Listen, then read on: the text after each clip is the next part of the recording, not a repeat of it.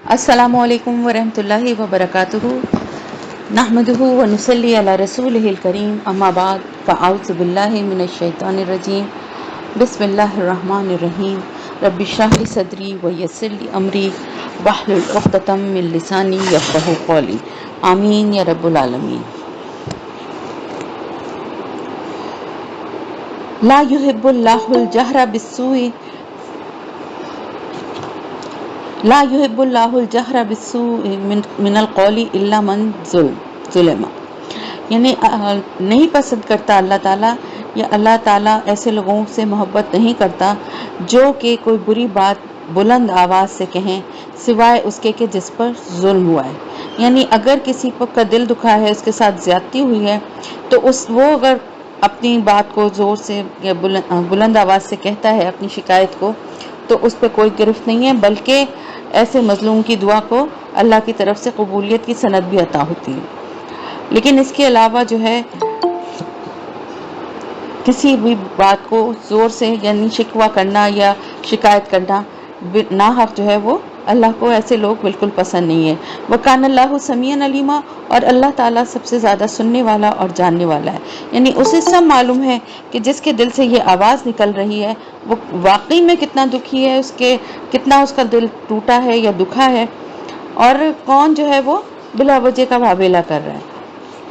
अगर तुम भलाई को जाहिर करो या उसे छुपाओ, यानी जहाँ तक खैर का या भलाई का मामला है तो उसे बुलंद आवाज़ से कहो, जाहिर करो या छुपाओ बराबर की बात है। अल्लाह ताला के लिए तो खैर हर हाल में खैर ही है। और ताफ़ू अनसुइन फ़इन्नल्लाह काना अफ़ुवन क़दीर, या तुम बुराई को माफ़ कर दिया करो तो यकीनन अल्लाह भी माफ़ फरमाने वाला है, कुदरत रखने वाला है। अपने साथ होने वाली ज़्यादती को माफ़ कर देना बेशक नेकी का एक बहुत ऊंचा दर्जा है। इसीलिए यहाँ पर इसकी तरगीब भी दी जा रही है, और मजलूम से ये भी कहा जा रहा है कि अगरचे तुम्हें इजाज़त दी गई है और तुम अगर उसके साथ बदगोई भी करो तो उस पर तुम्हारी कोई गिरफ्त नहीं है। जिसने तुम्हारा दिल दुखा रहा है, तुम्हारे साथ ज्यादती कर रहा है, लेकिन इस तलाफी का इससे भी आला और बुलंद दर्जा ये है कि तुम उसको माफ़ कर दो। तो इस बुलंद दर्जे को हासिल क्यों नहीं करते? क्योंकि बाज़ दफ़ा ऐसा भी होता है कि इंसान बदला लेने की ताकत ना होने की वजह से मजबूरन भी माफ़ कर देता है। तो अल्लाह ताला फरमा रहे हैं कि अल्लाह ताला तो कादिर मुतलक है और उसके पास तमाम इख्तियारात हैं। वो तो जब चाहे खताकार को फ़ौरन सज़ा दे सकता है, लेकिन उसके बावजूद, अपनी इतनी कुदरत के बावजूद वो माफ़ कर देता है। तो तुम भी माफ़ कर दो। इन्नल्लज़ीना यकफ़ुरूना बिल्लाहि व रसूलिहि व युरीदूना अन युफ़र्रिक़ू बैनल्लाहि व रसूलिहि, बेशक वो लोग जो कुफ्र करते हैं अल्लाह और उसके रसूलों का, और वो चाहते हैं कि फ़र्क करें अल्लाह और उसके रसूलों के दरमियान। और वो कहते हैं व यक़ूलूना नुमिनु बिबादिन व नकफ़ुरु बिबाद, वो कहते हैं हम कुछ को मानेंगे कुछ को नहीं मानेंगे। यानी हम अल्लाह को तो मानेंगे, रसूलों को नहीं मानेंगे, कुरान को तो मानेंगे, अल्लाह की रसूल की सुन्नत को नहीं मानेंगे, हदीस को नहीं मानेंगे। आप देखें ये कोई मामूली बात नहीं है जो लोग इस तरह की बातें करते हैं ना। आप देखें अल्लाह पाक उनके लिए क्या कह रहे हैं, और वो चाहते हैं कि इसके दरमियान का कोई एक रास्ता निकाल लें। यानी अल्लाह को एक तरफ कर दें और रसूल को एक तरफ कर दें, और कहें जी हम तो कुरान की बात को बस मानते हैं। कहाँ है कुरान में और हदीस और अल्लाह के रसूल सल्लल्लाहु अलैहि वसल्लम की जो सुन्नत है उसको तो हम मानते ही नहीं है। उलाइका हुमुल काफिरूना हक्का व आतदना लिल काफिरीना अज़ाबा मुहीना, दर हकीकत यही वो लोग हैं जो कि काफिर हैं, हकीकत में काफिर हैं, पक्के काफिर हैं, और हमने उन काफिरों के लिए बड़ा ही रुस्वाकुन अज़ाब तैयार कर रखा है। वल्लज़ीना आमनु बिल्लाहि व रसूलिहि व लम युफ़र्रिक़ू बैना अहदिम मिनहुम, और जो लोग ईमान रखते हैं अल्लाह और उसके रसूलों पर और उन्होंने उनमें से किसी के दरमियान कोई फ़र्क नहीं किया। यानी ना अल्लाह को रसूल से जुदा किया और ना रसूल को रसूल से जुदा किया। और वो क्या कहते हैं कि हम तो तमाम रसूलों को मानते हैं, अल्लाह को भी मानते हैं और तमाम रसूलों पर भी हमारा ईमान है। उनको भी हम मानते हैं कि वो अल्लाह के रसूल हैं, जिनके नाम कुरान में आ गए हैं वो भी, और उनके जिनका जिक्र कुरान में नहीं है उनको भी मानते हैं, क्योंकि अल्लाह की तरफ से बेशुमार नबी और रसूल आए हैं। उलाइका सौफा युतिहिम उजूरहुम व कान अल्लाहु गफूर रहीमा, यही वो लोग हैं कि जिन्हें अल्लाह ताला उनके अजर अता फरमाएगा, और अल्लाह ताला بخشنے والا اور نہایت رحم کرنے والا ہے۔ یسألک اہل الکتاب ان تنزل علیہم کتابا من السماء، اے نبی صلی اللہ علیہ وسلم اہل کتاب آپ سے یہ مطالبہ کر رہے ہیں کہ آپ ان پر ایک کتاب آسمان سے اتار لائیں، یعنی جیسے تورات اتری تھی ویسے ہی تحریری شکل میں کتاب آسمان سے اترنی چاہیے۔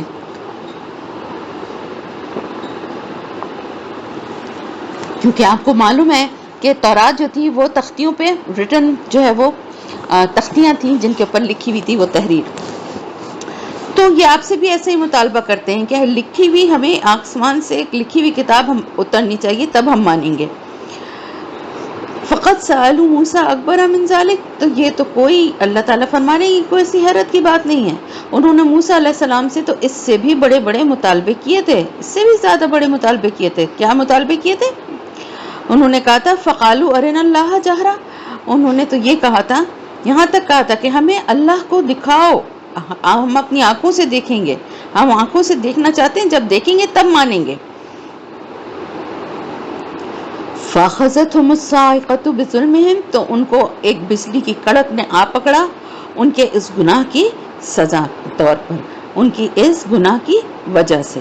ثُمَّ اتَّخَذُوا الْعِجْلَ مِنْ بَعْدِ مَا جَاءَتْهُمُ الْبَيِّنَاتُ، اچھا اب یہ اتنی واضح نشانی دیکھ بھی لی، مطالبہ کیا، نشانی بھی دیکھ لی، پھر کیا کیا؟ پھر انہوں نے بچڑے کو معبود بنا لیا۔ اس کے بعد کہ ان کے پاس بہت سی واضح نشانی آ چکی تھی، یعنی 9 معجزات تو مصر میں رہتے ہوئے حضرت موسیٰ علیہ السلام کے ہاتھوں انہوں نے دیکھے تھے، اللہ تعالیٰ نے بار بار جو ہے وہاں فرعون کی جو سردار اور جو وہ تھے ان کے اوپر کتنے 9 ہم نے پڑھا ہے نا کہ 9 وہ آگے آئے گا انشاءاللہ تعالیٰ تو آپ لوگ بھی پڑھیں گے کہ 9 معجزات تھے، 9 دفعہ ان کے اوپر عذاب کی شکلیں آئیں اور پھر وہ جو ہے معافی مانگتے تھے اور پھر دوبارہ جو ہے وہی کام شروع کر دیتے تھے۔ تو یہ اتنا سب کچھ دیکھنے کے بعد یعنی ان کا آپ ان کی جو کفر اور اس میں جو ان کا بڑھنا دیکھیں، ان کی ضد اور ان کی ہٹ دھرمی دیکھیں کہ اتنا کچھ دیکھنے کے باوجود بھی انہوں نے بچڑے کی پرستش شروع کر دی تھی۔ فَعَفَوْنَا عَنْ ذَلِكَ وَآتَيْنَا مُوسَىٰ سُلْطَانًا مُبِينًا، تو ہم نے ان تمام چیزوں سے بھی درگزر کیا۔ عفونا ہم نے درگزر کیا اور ہم نے موسیٰ کو عطا کیا بڑا واضح دلیل، واضح ایک نشانی، واضح غلبہ۔ وہ کیا تھا کہ فرعون اور اس کے اتنے بڑے لشکر کو ان کی آنکھوں کے سامنے سمندر میں غرق کر دیا۔ وَرَفَعْنَا فَوْقَهُمُ الطُّورَ بِمِيثَاقِهِمْ وَقُلْنَا لَهُمُ ادْخُلُوا الْبَابَ سُجَّدًا، اور ہم نے ان کے سروں پر معلق کر دیا تھا طور پہاڑ کو، جب ان سے عہد لیا جا رہا تھا یعنی ان کے اوپر پہاڑ کو معلق کر دیا گیا تھا، اور ہم نے ان سے کہا کہ دروازے میں سے جھک کر سجدے کی طرح اپنے سر کو جھکا کر اس شہر کے دروازے میں، کیونکہ پہلے جو شہر ہوتے تھے ان کے چاروں طرف فصیل ہوتی تھی، فصیل یعنی ایک دیوار باؤنڈری بنی ہوئی ہوتی تھی جس پہ کہ جو ہے وہ پہرے دار جو ہیں وہ کھڑے ہوئے ہوتے تھے تیر کمان یا ہتھیار لیے ہوئے، اور اس کی حفاظت ہو رہی تھی، اور دروازہ جو ہے وہ صبح کھولا جاتا تھا لوگوں کی آمد و رفت کے لیے، اور جو بھی کوئی اپنے کاروبار کے لیے آتا تھا جاتا تھا مسافر یا اس شہر کے لوگ، اور رات کے وقت وہ دروازہ بند کر دیا جاتا تھا۔ تو جب کوئی شہر فتح ہوتا تھا تو اس کے لیے کیا ہوتا تھا، اس قلعے کی جو فصیل تھی اس کے دروازے کو اگر توڑ کے اندر داخل ہو جائیں تو اس کا مطلب ہے کہ وہ شہر پھر فتح ہو جاتا تھا، ورنہ جب تک دروازہ نہیں کھلتا تھا یا نہیں توڑا جاتا تھا تو شہر فتح نہیں ہو پاتا تھا، کیونکہ وہ اندر محفوظ ہوتے تھے۔ تو جب ان کو یہ کہا گیا کہ اب تمہارے ہاتھوں جب یہ شہر فتح ہو جائے گا اور اس میں داخل ہونے کا وقت آئے گا تو اپنے سروں کو عاجزی کے ساتھ جھکا کر داخل ہونا، اور ہم نے ان سے یہ بھی کہا تھا کہ سبت یعنی ہفتے کے دن کے بارے میں حد سے تجاوز نہ کرنا، ان کی عبادت کا دن تھا وہ۔ وَأَخَذْنَا مِنْهُمْ مِيثَاقًا غَلِيظًا، اور ہم نے ان سے ان تمام باتوں کے بارے میں پختہ بڑے پکے ان سے عہد و پیمان تھے، بڑے پکے جو ہیں ان سے ان کے قول و قرار جو ہیں وہ اللہ تعالیٰ سے ان کے ہوئے تھے، یعنی پکے عہد ہوئے تھے، کوئی معمولی بات نہیں تھی، لیکن انہوں نے کیا کیا، انہوں نے اپنے اس میثاق کو توڑ ڈالا۔ اس کی وجہ سے وَكُفْرِهِمْ بِآيَاتِ اللَّهِ وَقَتْلِهِمُ الْأَنْبِيَاءَ بِغَيْرِ حَقٍّ، اور ان کی اللہ کی آیات کی انکار کرنے اور نبیوں کو ناحق قتل کرنے کی وجہ سے، یعنی یہ سارے جو گناہ ہیں یعنی اللہ سے کیے گئے عہد کو توڑنے کا یا हफ्ते के दिन में हद से तजावुज़ करना, या जिस तरह अल्लाह ने उनको कहा था उस तरह से दाखिल ना होना, और फिर सबसे बढ़कर ये कि अल्लाह की आयत का इनकार और अल्लाह के नबियों को नाहक कत्ल करना, ये बहुत बड़े बड़े गुनाह थे, जुर्म थे। और उनका ये भी कहना कि जो वो ये कहा करते थे कि हमारे दिल तो गिलाफों में बंद हैं, यानी अब हमारे दिल में ईमान की कोई बात जा ही नहीं सकती, हमारा अपना जो हमारा किताब का और हमारा अपना जो इल्म और ईमान है वही हमारे दिल में है, अब उसके बाद हमारे दिल खिलाफ में बंद हो गए। यानी आपकी बात, आप सल्लल्लाहु की बात या मुसलमानों की बात या दीन की कोई भी बात जो है वो हमारे दिल तक नहीं पहुंच सकती। तो अब उनके इस कहने की वजह से अल्लाह ने उनके दिलों पर मोहर लगा दी, उनके कुफ्र के बाइस। यानी देखिए, अल्लाह ताला ने वैसे किसी के दिल पे मोहर नहीं लगाई, लेकिन उन्होंने अपने मुंह से खुद ही ये कहा। और इसका मतलब क्या था कि हम सुनना ही नहीं चाहते, ईमान लाना तो दूर की बात है, हम तो सुनना ही नहीं चाहते। तो अब वो ईमान नहीं लाएंगे, मगर बहुत थोड़े उनमें से। और फिर एक और भी बहुत बड़ा उनका जो है वो गुनाह था, वो ये कि वो उन बसबब उनके कुफ्र के और उन बातों के जो उन्होंने हज़रत मरियम के खिलाफ की, एक बहुत बड़ा बुहतान जो उनके पर लगाया कि नाउज़ुबिल्लाह अस्तग़फिरुल्लाह हज़रत मरियम अलैहिस्सलाम के कैरेक्टर पे। तो ये भी एक बहुत बड़ा जो गुनाह है, इसकी वजह से ये सारे इनके ऊपर अजाब हुए। और एक वजह ये भी थी कि वो कहते थे कि हमने कत्ल किया मसीह ईसा इब्न मरियम को, अल्लाह के रसूल को। यानी ये बात वो खुद ही कहते थे कि हमने अल्लाह के रसूल को कत्ल कर दिया। डिटाई तो देखें कि यानी इसका मतलब है कि समझते थे कि वो अल्लाह के रसूल हैं, और रसूल को कत्ल करने का उन्होंने दावा किया कि हमने अल्लाह के रसूल को कत्ल कर दिया है। जबकि अल्लाह ताला फरमा रहा है कि ना तो उन्होंने उन्हें कत्ल किया और ना ही उन्हें सूली दी, बल्कि ये मुश्तबा बना दी गई, ये मामला मुश्तबा बना दिया गया उनके लिए। क्योंकि हुआ ये था कि एक शख्स की जो शक्ल है वो हज़रत ईसा अलैहिस्सलाम जैसी बना दी गई थी, और उस मुशाबहत की बिना पर वो ये समझे कि हज़रत ईसा अलैहिस्सलाम को सूली पे चढ़ा दिया गया। तो व इन्नल्लज़ीना इख्तलफ़ू फ़ीही लफ़ी शक्किन मिन्हु, और जो लोग इसके बारे में इख्तिलाफ में पड़े हुए हैं वो यकीनन शकूक व शुबहात में हैं। यानी उन्हें तो खुद ही पता नहीं है असल बात का कि हुआ क्या था, उनके पास इस बारे में कोई इल्म नहीं है सिवाय इसके कि वो गुमान की पैरवी कर रहे हैं। और ये बात यकीनी है कि उन्होंने उन्हें कत्ल नहीं किया। यानी अल्लाह ताला ये फरमा रहे हैं कि हज़रत मसीह अलैहिस्सलाम हरगिज़ कत्ल नहीं हुए और ना ही आपको सलीब चढ़ाया गया है।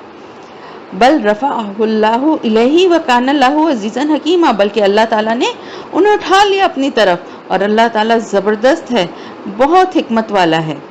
और नहीं होगा अहले किताब में से कोई भी मगर उन पर ईमान ला कर रहेगा उनकी मौत से कबल। अब इससे ये बात भी पता चलती है कि उनकी दोबारा दुनिया में भी आमद होगी। तो अल्लाह ताला ने जिस तरह से बताया क़यामत से पहले हज़रत ईसा अलैहिस्सलाम जो हैं वो आसमान से दोबारा ज़मीन पर आएंगे, और जब वो आएंगे तो फिर आप सल्लल्लाहु की शरीयत की पैरवी करते हुए मुसलमान होंगे। और जब आएंगे तो अहले किताब में से कोई शख्स ऐसा नहीं रहेगा कि जो उन पर ईमान ना ले आए, और क़यामत के दिन वही उनके खिलाफ गवाह बनकर खड़े होंगे। वो कौन सी गवाही है जो हर नबी अपनी उम्मत के खिलाफ देगा कि जो कि उसकी बातों पे अमल नहीं करेंगे, उसकी ज़िंदगी में भी या उसके जाने के बाद जिन्होंने उस तालीमात को भुला दिया और उनमें तहरीफ कर दी, तो वो रसूल जो होंगे, नबी जो होंगे, वो खुद अपनी उम्मत के खिलाफ गवाही देंगे। फिर अल्लाह ताला फरमा रहे हैं फ़बिज़ुल्मिन मिनल्लज़ीना हादू हर्रमना अलैहिम तय्यिबातिन उहिल्लत लहुम, कि हमने क्यों हराम की यहूदियों के ऊपर पाकीज़ा चीज़ें, उनके जुल्म की वजह से, उनका जो जालिमाना तरीक़ा था। जुल्म क्या थे? जुल्म किस पे था? यानी जुल्म ये था कि जो उन्होंने अल्लाह की अहकामात के को बदल के जो बातें कर रहे थे वो जुल्म थी ना, अपने ऊपर ही जुल्म थी। तो उन्होंने वो जो जुल्म किया अपने ऊपर कि जो पाकीज़ा चीज़ों को अपने ऊपर खुद ही हराम किया, कि अगर हज़रत याकूब अलैहिस्सलाम ने अपनी बीमारी की वजह से ऊँट का गोश्त नहीं खाया था, छोड़ दिया था खाना, तो बनी इसराइल ने उसे अपने ऊपर हराम कर दिया। इसी तरह और भी कुछ चीज़ें थी जैसे चर्बी और बहुत सारी चीज़ें थी। तो अल्लाह पाक ने अब उनके लिए आसानी नहीं की कि ये हराम नहीं है, तुम क्यों ऐसा कर रहे हो, बल्कि कहा ठीक है यही सज़ा है इनकी कि उन पर ये सख्ती रहे। इस तरह उनके करतूतों की वजह से उनके ऊपर हलाल चीज़ें भी हराम कर दी गई। और दूसरी वजह ये थी कि ये बकसरत अल्लाह के रास्ते से खुद तो रुकते ही थे, दूसरों को भी रोकते थे, और बसबब उनके सूद खाने के, जबकि उन्हें इससे मना किया गया था। शरीयत मूसवी में सूद हराम था, हर शरीयत में हराम था। जो चीज़ें हराम है ना, सूअर का गोश्त है, शराब है, सूद है, ये हमेशा हर शरीयत में, क्योंकि दीन तो इस्लामी है ना, तो उसमें भी ये हराम था। लेकिन उन्होंने इस हुक्म का किस तरह इसको बदला, अपनी मर्जी से एक मफहूम निकाल लिया, जिसके मुताबिक यहूदी आपस में तो सूद का लेन देन करेंगे अगर तो हराम होगा, लेकिन अगर यहूदी किसी दूसरे से यानी गैर यहूदी से सूद लेंगे तो फिर वो जायज़ है, क्योंकि दूसरे जो है ना वो तो उम्मीन है, यानी उन पर के मामले में तो हम पर कोई गिरफ्ती नहीं है। हम जैसे चाहे उनका माल खाएं, जैसे चाहे उन्हें धोखा दें, जैसा चाहे उनके साथ लूट मार करें, हमारी कोई पकड़ नहीं होगी इस पे। और दूसरी वजह क्या थी कि लोगों के माल नाहक खाने की वजह से, जो यानी सूदी कारोबार के बाद क्या होता था कि उनके पूरी ज़मीनें और उनके माल और सब चीज़ों पे वो सूद का कारोबार तो ऐसे ही होता है ना कि असल रकम वहीं की वहीं रहती है और सूद ही अदा होता रहता है, तो लोगों के मालों पे कब्जा कर लेते, खा लेते थे। और वआतदना लिलकाफिरीना मिनहुम अज़ाबन अलीमा, और उनमें से जो काफिर हैं उनके लिए हमने बहुत दर्दनाक अज़ाब तैयार कर रखा है।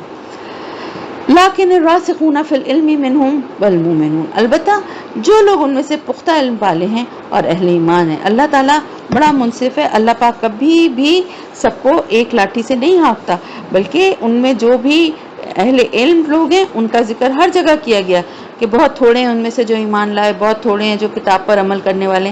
तो यहाँ पर भी उन लोगों का जिक्र है, क्योंकि यहूदियों में अब्दुल्ला बिन सलाम रज़ी अल्लाह ताला अन्हा जैसे अहले इल्म और सच्चे लोग भी थे, जो तौरात के इल्म की बिना पर आप सल्लल्लाहु अलैहि वसल्लम की तस्दीक करने की थी, जिन्होंने यानी अपनी किताब के इल्म की बिना पर आपको पहचाना और आप पर ईमान ले आए थे। तो ऐसे लोग भी थे, उनका जिक्र अल्लाह ताला फरमा रहे कि वो पुख्ता इल्म वाले हैं और अहले ईमान हैं। ये मिनूना बिमा उनजिला इलैका व मा उनजिला मिन क़ब्लिक, वो ईमान रखते हैं उस पर जो आप सल्लल्लाहु अलैहि वसल्लम पर नाजिल किया गया और उस पर भी जो आप सल्लल्लाहु अलैहि वसल्लम से पहले नाजिल किया गया, और वो नमाज कायम करने वाले हैं, ज़कात अदा करने वाले हैं और ईमान रखने वाले हैं अल्लाह पर भी और यौम आखिरत पे भी। यानी वो सारी शराइत जो कि हम मोमिनीन के लिए, मुसलमानों के लिए हैं, उन सारी शराइत को पूरा करने वाले हैं।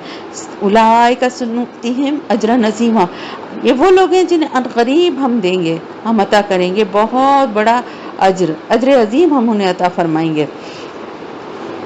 ए नबी सल्लल्लाहु अलैहि वसल्लम, हमने आपकी जानिब भी वही की है, जैसे हमने नूह अलैहिस्सलाम और इसके बाद बहुत से नबियों पर वही की थी, और हमने वही की है इब्राहीम, इस्माइल, इसहाक, याकूब अलैहिमुस्सलाम और उनकी औलाद की तरफ भी, और ईसा और अयूब और यूनुस और हारून और सुलेमान और अलैहिमुस्सलाम, और दी हमने दाऊद को ज़बूर, यानी तीसरी किताब का भी जिक्र आ गया।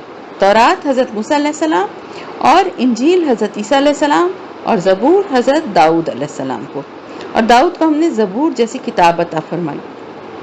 और भेजे वो रसूल जिनका हम इससे पहले आपके सामने तज़किरा कर चुके हैं, और ऐसे रसूल भी जिनके हालात हमने आपके सामने बयान नहीं किए, क्योंकि ज़ाहिर है कुरान में हमें 1,24,000 अगर पैगंबर आए तो सबका हाल या सबके नाम तक भी नहीं मिलते हैं, क्योंकि कुरान जो है वो नसीहत की किताब है, हिदायत की किताब है। ये तारीख़ की किताब नहीं है कि जिसमें रसूलों के सिर्फ क़िस्से और वाक़यात बयान किए जाएं, और जिन रसूलों के वाक़यात या जिनके क़िस्से बयान भी किए गए हैं तो वो नसीहत और इबरत के लिए किए गए कि जिससे लोग हिदायत हासिल करें। वकल्लमल्लाहु मूसा तकलीमा, और मूसा अलैहिस्सलाम से तो कलाम किया अल्लाह ने जैसे कि कलाम किया जाता है, यानी ये भी हिजाब में था, पर्दे के पीछे से था, आमने सामने नहीं था। और रसूल भेजे गए थे, किस लिए भेजे गए थे? खुशखबरियाँ सुनाने वाले, खबरदार करने वाले बनाकर, ताकि लोगों के पास अल्लाह के मुकाबले में कोई हुज्जत ना रह जाए रसूलों के आने के बाद। यानी लोग ये नहीं कि हमें तो पता ही नहीं था, हमें तो अल्लाह की तालीम मिली ही नहीं, हमें तो कोई हिदायत करने, नसीहत करने वाला आया ही नहीं हमारे पास। तो इसलिए हर दौर में और हर कौम में रसूल आते रहे। वकान अल्लाहु अज़ीज़न हकीमा, और अल्लाह ताला ज़बरदस्त है, हिकमत वाला है।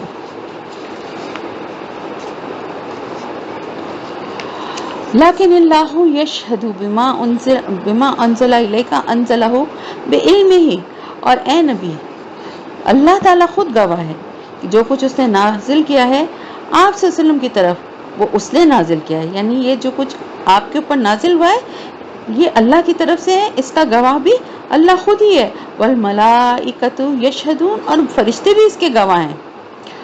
اور حالانکہ اللہ کی گواہی کافی ہے نا، اگر اللہ اکیلا ہی گواہ ہے تو وہ بھی کافی ہے، لیکن کیونکہ فرشتے بھی اس بات پر گواہ ہیں۔ بلا شبہ جن لوگوں نے کفر کیا اور اللہ کے راستے سے روکا، خود بھی رکے رہے اور دوسروں کو بھی روکا، تو یقیناً وہ گمراہی میں بہت دور نکل گئے ہیں۔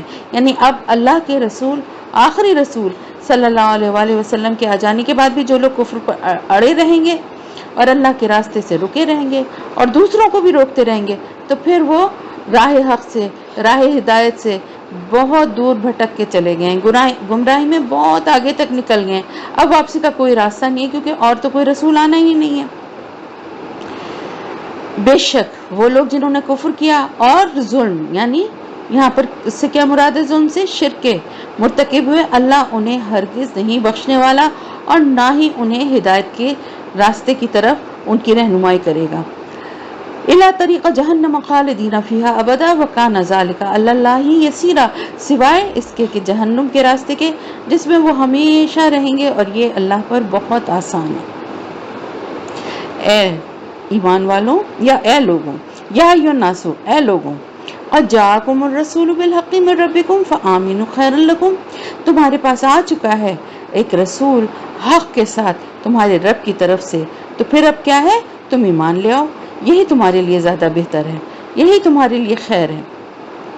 فَإِن تَكْفُرُوا فَإِنَّ لِلَّهِ مَا فِي السَّمَاوَاتِ وَالْأَرْضِ وَكَانَ اللَّهُ عَلِيمًا حَكِيمًا، اور اگر تم اپنے اس کفر پر اڑے ہی رہو گے، یہی کرتے رہو گے، کفر ہی کرتے رہو گے، تو اللہ کا کوئی نقصان نہیں ہے، اللہ کا کچھ نہیں بگاڑ سکتے، کیونکہ آسمانوں اور زمین میں جو کچھ بھی ہے وہ سب اللہ ہی کا ہے، اور اللہ تعالیٰ سب کچھ جاننے والا، اللہ کا علم سب چیزوں پہ محیط ہے، اور وہ سب سے زیادہ حکمت والا ہے۔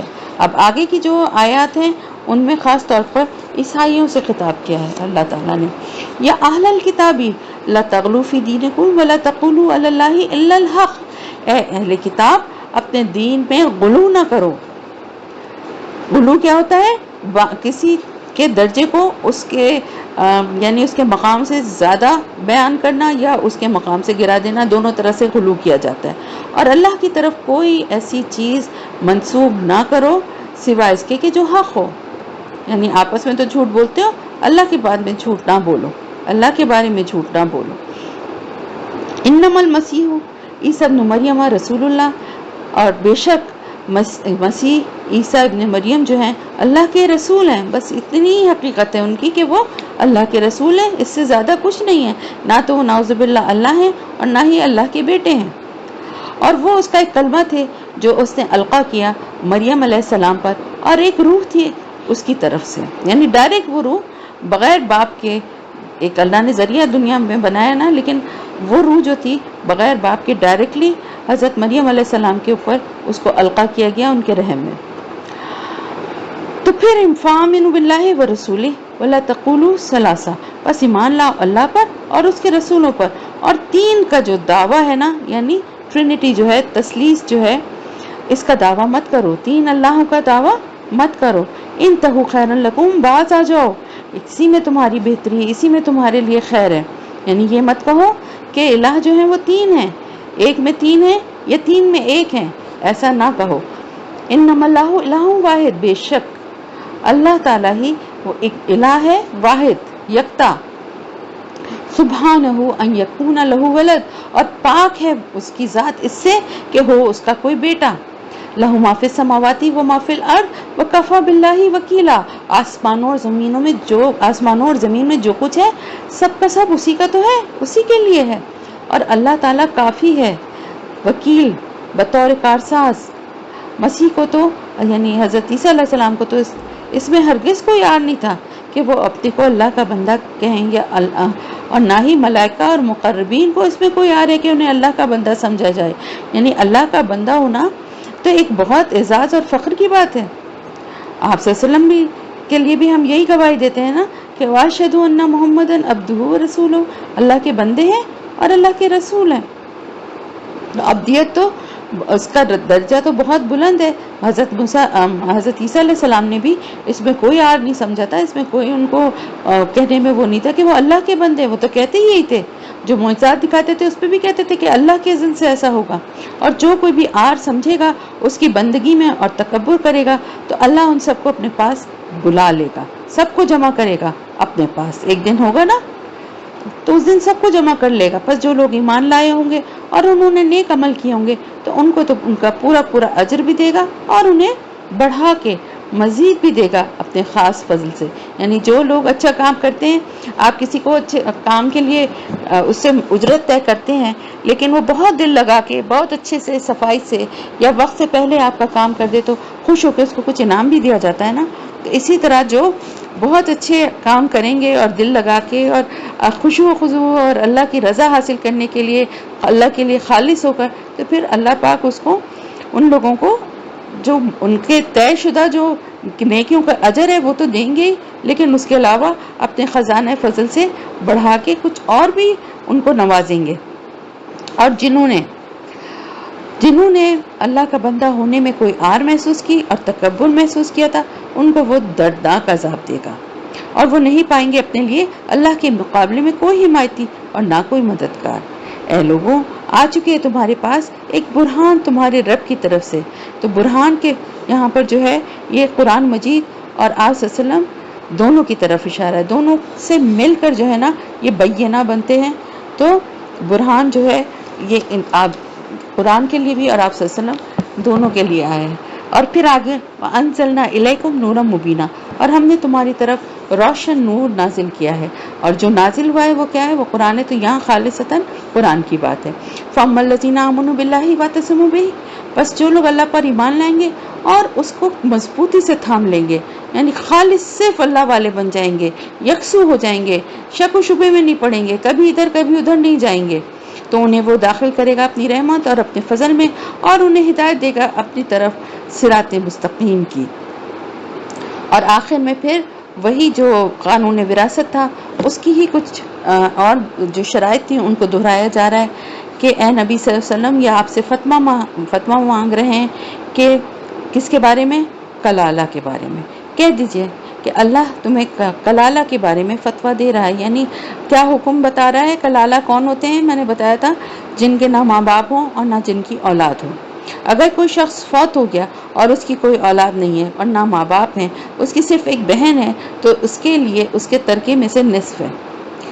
اور اگر وہ مرد یعنی جس کا انتقال ہوا ہے، اس کی بہن کا نہیں سوری اگر بہن کا انتقال ہوا ہے تو وہ مرد جو ہے بہن کے ورثے کا مکمل وارث ہوگا اگر اس بہن کی کوئی اولاد نہیں ہے.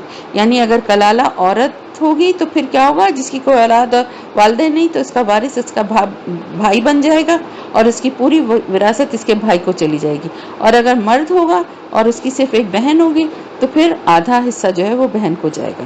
پھر اگر دو یا دو سے زیادہ بہنیں ہوں تو وہ اس ترکے میں سے 2/3 کی حقدار ہوں گی. اور اگر کئی بہن بھائی ہوں تو ایک مرد کے لیے 2 عورتوں کے برابر حصہ ہوگا. یبین اللہ لکم ان تضلوا واللہ بکل شیء علیم. اللہ واضح کر رہا ہے تمہارے لیے یہ تمام قوانین اور احکامات تاکہ تم گمراہ نہ ہو جاؤ، اور اللہ ہر چیز کا علم رکھنے والا ہے. اب ہماری سورہ مائدہ جو ہے وہ شروع ہو رہی ہے. بسم اللہ الرحمن الرحیم. یا ایھا الذین آمنوا اوفوا بالعقود، اے اہل ایمان، اے ایمان والوں، اپنے عہدوں کی، اپنے جو عقد ہیں یا مضبوط جو عہد ہیں ان کو پورا کیا کرو. عقد کہتے ہیں گرہ کو. تمہارے لیے حلال کر دیے گئے ہیں مویشی کی طرح کے تمام جانور سوائے ان کے جو تمہیں پڑھ کر سنائے جا رہے ہیں. یعنی تمہارے لیے تمام مویشی جو ہیں وہ حلال کر دیے گئے ہیں سوائے ان قسموں کے جو کہ بتائی جا رہی ہیں، وہ جو ہیں وہ حرام کی گئی ہیں. اور شکار جو ہے وہ حرام کیا گیا ہے اس حالت میں جبکہ حالت احرام میں ہو. یعنی حج عمرے کے لیے اگر احرام باندھا ہے تو اس حالت میں ان حلال جانوروں کا بھی شکار تم نہیں کر سکتے جو کہ ویسے حلال ہیں، لیکن احرام کی حالت میں شکار نہیں کیا جا سکتا. ان اللہ یحکم ما یرید، اور بے شک اللہ تعالیٰ جو چاہتا ہے وہ حکم دیتا ہے، یہ اللہ کا اختیار ہے، وہ جو چاہتا ہے وہ فیصلہ کرتا ہے۔ یا ایھا الذین آمنوا لا تحلوا شعائر اللہ ولا الشہر الحرام، اور اے اہل ایمان، اے ایمان والوں، مت بے حرمتی کرو اللہ کے شاعر کی اور نہ حرمت والے مہینے کی، ولا ہدیہ، اور نہ ہدی یہ جانوروں کی، یعنی قربانی کے وہ جانور جو حج یا عمرے پہ جاتے ہوئے لوگ ساتھ لے جاتے تھے۔ پہلے یہی رواج ہوتا تھا نا کہ قربانی کے جانور لوگ اپنے ساتھ لے کر جاتے تھے، تو قافلے جا رہے ہوتے تھے حج اور عمرے کے، اور ساتھ ساتھ جو اپنے قربانی وہاں کرنی ہوتی تھی وہ جانور بھی لے کے لوگ جا رہے ہوتے تھے، اور نہ ان جانوروں کی بے حرمتی ہونی پائے جن کے گردنوں میں قلائد ڈال دیے گئے ہوں۔ ولا القلائد، قلائد کہتے ہیں پٹے، یہ علامت کے طور پر ڈال دیے جاتے تھے کہ یہ قربانی کے جانور ہیں اور کعبے کی طرف جا رہے ہیں، اور نہ عازمین بیت الحرام، یعنی جو حج کے لیے جو بیت الحرام کی طرف جو لوگ جا رہے ہیں حج یا عمرے کا ارادہ کر کے جو سفر کر رہے ہیں، اب وہ اللہ کے مہمان ہیں تو اللہ کے راستے کے مسافروں کا بھی احترام کرنا ہے، ان کی بھی بے حرمتی نہ کی جائے، انہیں بھی کوئی تکلیف یا نقصان یا ان کے قافلوں کو نہ لوٹا جائے۔ یبتغون فضلا من ربہم ورضوانا، وہ کیونکہ وہ چاہتے ہیں، وہ کیا تلاش کر رہے ہیں؟ اپنے رب کے فضل کو اور اس کی رضا، اس کی خوشنودی، اس کے لیے نکلے ہوئے نا اپنے گھر سے، اپنے گھروں سے نکل کے اللہ کے گھر کی طرف، بیت الحرام کی طرف کیوں جا رہے ہیں؟ صرف اس لیے کہ اللہ کی فضل تلاش کرنے اور اللہ کی رضا حاصل کرنے کے لیے۔ ہاں جب تم حلال ہو جاؤ، یعنی جب تم احرام کھول دو، احرام کی پابندیوں سے آزاد ہو جاؤ، تو پھر تم شکار کر سکتے ہو، اور تمہیں آمادہ نہ کر دے کسی قوم کی دشمنی کہ انہوں نے روکے رکھا تمہیں مسجد حرام سے، جیسے کہ اہل مکہ نے روکا تھا نا 6-7 سال تک، حج اور عمرے سے روکے رکھا تھا، تو اللہ تعالیٰ فرما رہے ہیں ان تعتدوا، کہ اب تم بھی ان پر زیادتی کرنے لگو، کہ اب کہیں اس کے جواب میں تم ان لوگوں پر زیادتی نہ کرنا۔ وَتَعَاوَنُوا عَلَى الْبِرِّ وَالتَّقْوَى، اور تم نیکی اور تقوی کے کاموں میں تعاون کرو، وَلَا تَعَاوَنُوا عَلَى الْإِثْمِ وَالْعُدْوَانِ، اور گناہ اور ظلم و زیادتی کے کاموں میں تعاون مت کرو۔ وَاتَّقُوا اللَّهَ إِنَّ اللَّهَ شَدِيدُ الْعِقَابِ، اور اللہ کا تقوی اختیار کرو، یقیناً اللہ تعالیٰ عذاب دینے میں، سزا دینے میں بہت سخت ہے۔ حرمت علیکم المیتۃ، اب وہ چیزیں جو کہ حرام کی گئی ہیں ان کی تھوڑی سی تفصیل آ رہی ہے سورہ مائدہ میں نے آپ کو بتایا تھا نا، تو حرام کیا گیا تم پر مردار، یعنی وہ جانور جو خود اپنی موت مر گیا ہو، مرا ہوا جانور جو ہے وہ حرام ہے۔ والدم ولحم الخنزیر، اور خون اور خنزیر کا گوشت، اور جس پر پکارا گیا اللہ کے سوا کسی اور کا نام، یعنی وہ جانور جو اللہ کے نام کے علاوہ کسی اور درگاہ یا کسی اور مزار یا کسی اور جگہ پر اللہ کے نام کے علاوہ اس کو، یعنی اپنے گھروں میں بھی اگر کوئی کسی کی نیاز یا کسی بزرگ یا کسی پیر کے نام پہ اس کے نیاز کے لیے کھانا پکانے کے لیے اور جانور کو اس نیت سے ان بزرگ کے نام پہ کیا جا رہا ہے تو پھر وہ حرام ہے۔ صرف اللہ کے نام پہ جو ہے وہ قربانی ہمیشہ جو ہے نا، جو بھی جانور قربان کیا جائے گا وہ صرف اللہ کے نام پر ہی ہوگا، اور وہ جانور جو گلا گھٹنے سے مر گیا ہو اور چوٹ لگنے سے جس جانور کی موت واقع ہوگی، والمنخنقۃ والموقوذۃ والمتردیۃ والنطیحۃ وما اکل السبع، یعنی یہ جو گلا گھٹنے سے مر جائے، چوٹ لگنے سے مر جائے، اونچی جگہ سے گر کر مر جائے، یا کسی جانور نے دوسرے جانور کو سینگ مارا ہے اس سے وہ جانور ہلاک ہو جائے، یا جسے کسی درندے نے کھایا ہو۔ یہ 5 قسمیں ہیں۔ اگر جانور ان میں سے کسی بھی وجہ سے مر گیا ہے، ذبح ہونے کی نوبت نہیں آئی ہے، تو وہ مردار کے حکم میں ہوگا۔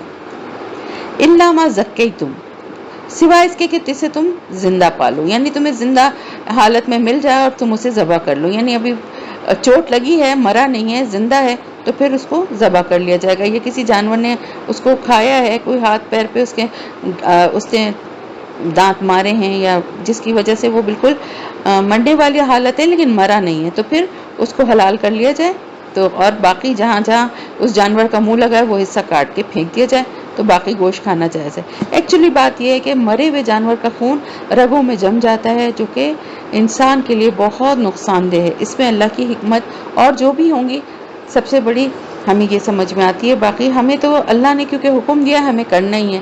لیکن اس کی ایک وجہ یہ بھی ہے کہ خون جب ذبح کیا جاتا ہے نا، شہرک کاٹی جاتی، تو جسم کا جو جتنا خون ہوتا ہے نا وہ میکسیمم نکل جاتا ہے. لیکن اور کسی طرح سے مرنے کی صورت میں خون جو ہے وہ جسم کے اندر ہی ہوتا ہے اور رگوں میں جم جاتا ہے اور پھر وہ بعد میں نکل نہیں سکتا. اور وہ جانور جو کسی بھی استان پر ذبح کیا گیا ہو، یعنی کسی خاص آستانے پر، کسی دیوی دیوتا کے کا کوئی استھان ہو، یا کوئی ولی اللہ کسی بزرگ کا کوئی مزار یا کوئی درگاہ ہو، وہ جانور بھی حرام ہے. اور یہ کہ جوئے کے تیروں کے ذریعے سے تقسیم کرنے والا، یہ بھی ایک قسم تھی کہ عربوں کے رواج تھا، قربانی کے بعد گوشت کے ڈھیر لگا دیتے تھے اور تیروں کے ذریعے گوشت پر جوا کھیلتے تھے. یہ تمام گناہ کے کام ہیں. اب یہ کافر لوگ تمہارے دین سے مایوس ہو چکے ہیں، یعنی اب یہ لوگ یہ حقیقت جان چکے ہیں کہ اللہ کا دین اب غالب ہونے والا ہے اور ان کا راستہ روکنا، اس کا راستہ روکنا ان کے بس کی بات نہیں ہے. تو اب جب یہ بات ان کو نظر آ گئی ہے تو اب وہ یہ اس دور کی بات ہو رہی ہے. فلا تخشوہم واخشونی، تو ان سے مت ڈرو، مجھی سے ڈرو. الیوم اکملت لکم دینکم، آج کے دن میں نے تمہارے لیے تمہارے دین کو مکمل کر دیا ہے. واتممت علیکم نعمتی، اور تم پر تمام فرما دی ہے اپنی نعمتیں، یعنی اپنی نعمتوں کو بھی مکمل کر دیا ہے. وردیت لکم الاسلام دینا، اور تمہارے لیے کس دین کو پسند کیا ہے؟ اسلام کو. اسلام کو پسند کیا ہے تمہارے لیے بحیثیت دین کے. فمن اضطر فی مخمصۃ غیر متجانف لإثم فإن اللہ غفور رحیم. اب اس میں بھی ایک راہ ہے اس کے لیے جو کہ بہت شدید بھوک میں ہو اور اس کے پاس کوئی حلال چیز کھانے کے لیے نہیں ہے، سفر میں ہے یا کسی ایسی بستی یا آبادی میں ہے جہاں پہ حلال اس کو کچھ بھی نہیں. عام طور سے ویسے یہ سفر یا کسی ایسی جگہ پہ کہ جیسے پانی میں کہیں جہاز میں پھنس گیا ہے یا کہیں صحرا میں کہیں پھنس گیا ہے، کیونکہ بستیوں میں اگر حلال چیز نہ بھی ملے تو کوئی سبزی یا کوئی چیز تو مل ہی جائے گی نا. لیکن ایسے ویرانوں میں اگر نہیں ہے تو پھر وہ حرام چیز بھی کھا سکتا ہے صرف اپنی جان کو بچانے کے لیے. حلال وہ جب بھی نہیں ہوگی، حرام ہی رہے گی، لیکن اپنی جان بچانے کے لیے وہ اتنا کھا سکتا ہے. شرط کیا ہے اس کی کہ گناہ کی طرف اس کا کوئی رجحان نہ ہو، یعنی اس کی نیت میں کوئی فطور نہیں ہو، مگر کہ اس کی جان پر واقعی بنی ہو. تو پھر اللہ تعالیٰ بخشنے والا مہربان ہے. یسألونک ماذا احل لہم، اے نبی صلی اللہ علیہ وسلم یہ آپ سے سوال پوچھتے ہیں کہ کیا کیا حلال ہے.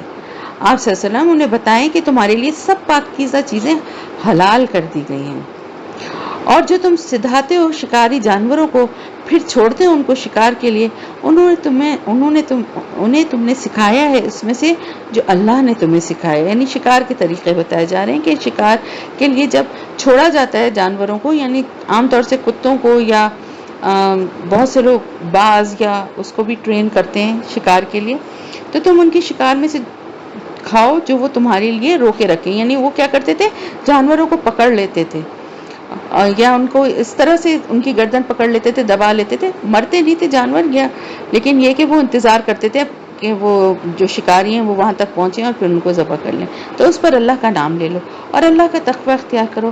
ان اللہ سریع الحساب، یقیناً اللہ تعالیٰ بہت جلد حساب لینے والا ہے. الیوم احل لکم الطیبات، آج تمہارے لیے تمام پاکیزہ چیزیں حلال کر دی گئی ہیں.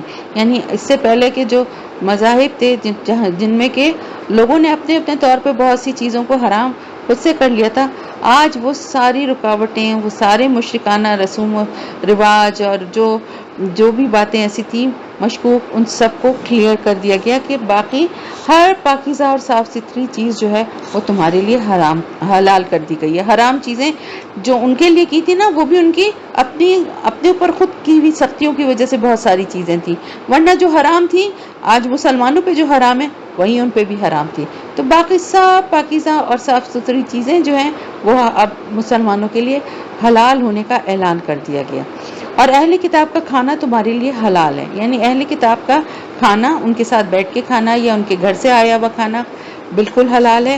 لیکن یہ صرف اس صورت میں ہوگا کہ یہ پتا ہو کہ وہ کھانا جو ہے وہ حلال ہی ہے، واقعی حلال ہے.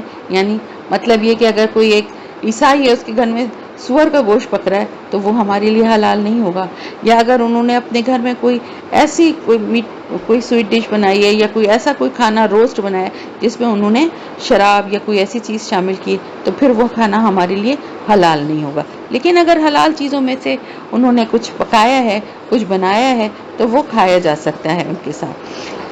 پھر اس میں ان کا ذبیحہ بھی شامل ہے۔ ذبیحہ بھی اسی صورت میں کھایا جا سکتا ہے کہ جبکہ ایک تو حلال جانور ہو، دوسرا یہ کہ اسے اللہ کا نام لے کر ذبح کیا گیا۔ وَطَعَامُكُمْ حِلٌّ لَهُمْ، اور اسی طرح تمہارا کھانا بھی ان کے لیے حلال ہے۔ وَالْمُحْصَنَاتُ مِنَ الْمُؤْمِنَاتِ، اور تمہارے لیے حلال ہیں اہل ایمان میں سے خاندانی عورتیں، یعنی اچھے حسب نسب کی جو عورتیں ہیں، اچھے خاندان اور اچھے ماحول میں جو رہتی ہیں، شریف ہیں، با کردار ہیں، اس کا یہ مطلب ہے۔ محسنات وہی ہوتی ہیں۔ تو خاندانی عورتیں ان لوگوں کی جنہیں تم سے پہلے کتاب دی گئی تھی، یعنی مسلمان مرد جو ہے وہ عیسائی یا یہودی عورت سے شادی کر سکتا ہے، جبکہ تم ادا کر دو انہیں ان کے مہر قید نکاح میں لا کر ان کا محافظ بنتے ہوئے، یعنی محسنین ان کو قید نکاح میں لا کے ان کا محافظ بنتے ہوئے۔ یہ نہیں مقصد ہونا چاہیے کہ صرف ایک ان کے ساتھ جو رشتہ قائم کرنا ہے یا ان کے ساتھ شہوت کا کوئی ایک رشتہ قائم کرنے کے لیے اس میں ان سے شادی کر لی، نیت جو ہے وہ نبھانے کی یا ساتھ رکھنے کی نہیں ہے، اور نہ ہی چوری چھپے آشنائی کرنے کے لیے، نہیں، علل اعلان وہ نکاح ہوگا، پھر انہیں اپنے گھروں میں آباد کرنا ہوگا۔ تو جس شخص نے ایمان کے ساتھ کفر کیا اس کے تمام اعمال ضائع ہو گئے۔ اس میں دو باتیں سمجھ میں آتی ہیں۔ ایک تو اہل کتاب کی طرف بھی اشارہ ہو سکتا ہے کہ جب تک آپ صلی اللہ علیہ وسلم تشریف نہیں لائے تھے تب تک تو ان کی اپنی کتابوں پر ایمان رکھتے، وہ اہل ایمان تھے، لیکن اب اگر وہ آپ صلی اللہ علیہ وسلم پر اور اس کتاب پر ایمان نہیں لا رہے تو گویا وہ کفر کر رہے ہیں۔ اور دوسرا مفہوم یہ ہے کہ مومن ہے اگر کوئی اور ایمان لانے کے بعد کافروں والی حرکتیں کرے گا تو بھی اس کے تمام اعمال ضائع ہو جائیں گے، اور آخرت میں وہ ہوگا خسارہ اٹھانے والوں میں سے۔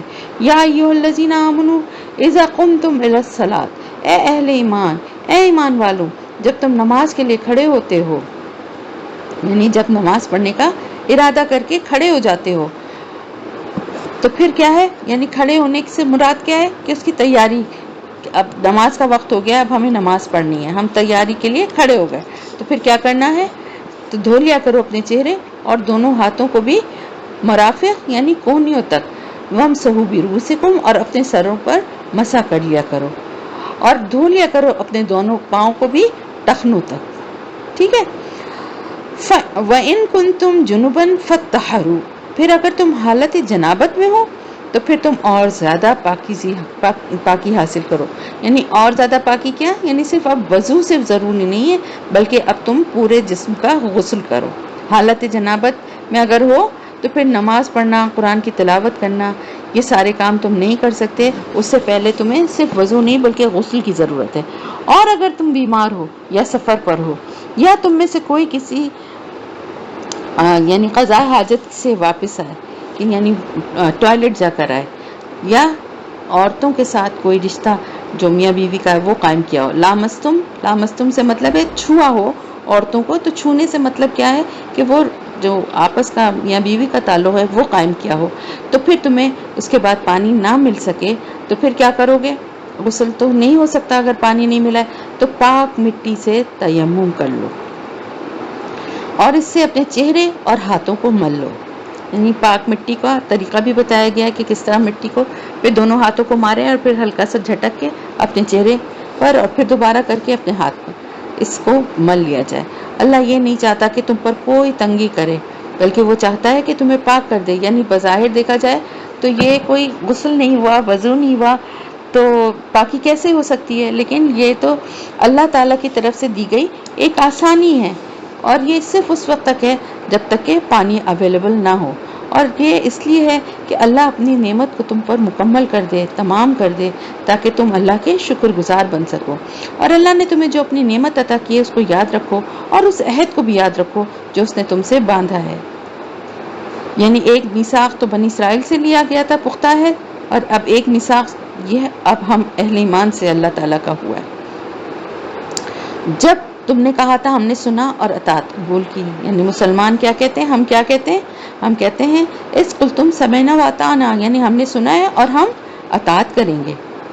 واتقوا اللہ ان اللہ علیم بذات الصدور, اور اللہ کا تقوی اختیار کرو, بے شک اللہ تعالیٰ سینوں کے رازوں سے بھی واقف ہے, سینوں میں کیا چھپے ہوئے ہیں بھید, ان سے بھی اللہ واقف ہے.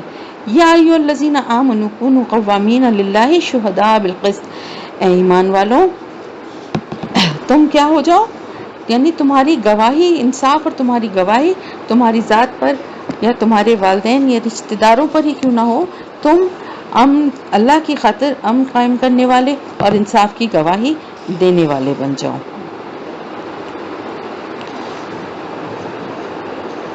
اور اب کسی قوم کی دشمنی تمہیں اس بات پر آمادہ نہ کرے کہ تم عدل سے منحرف ہو جاؤ, یعنی دشمنی کی اگر ہے بھی تو دشمنی کی بنا پر بھی حق کو نہیں تم چھپا سکتے, عدل سے منحرف نہیں ہو سکتے. عدل سے کام لو, ہوا اقرب للتقوی, یہی زیادہ قریب ہے تقوی کے. واتقوا اللہ ان اللہ خبیر بما تعملون, اور اللہ سے ڈرو, اللہ کا تقوی اختیار کرو, جو کچھ تم کر رہے ہو بے شک اللہ تعالیٰ اس سے باخبر ہے. وعد اللہ الذین آمنوا وعملوا الصالحات لهم مغفرۃ واجر عظیم, اللہ کا وعدہ ہے ان لوگوں سے جو ایمان لائے اور نیک عمل کرتے رہے کہ ان کے لیے مغفرت بھی ہے اور بہت بڑا اجر بھی ہے.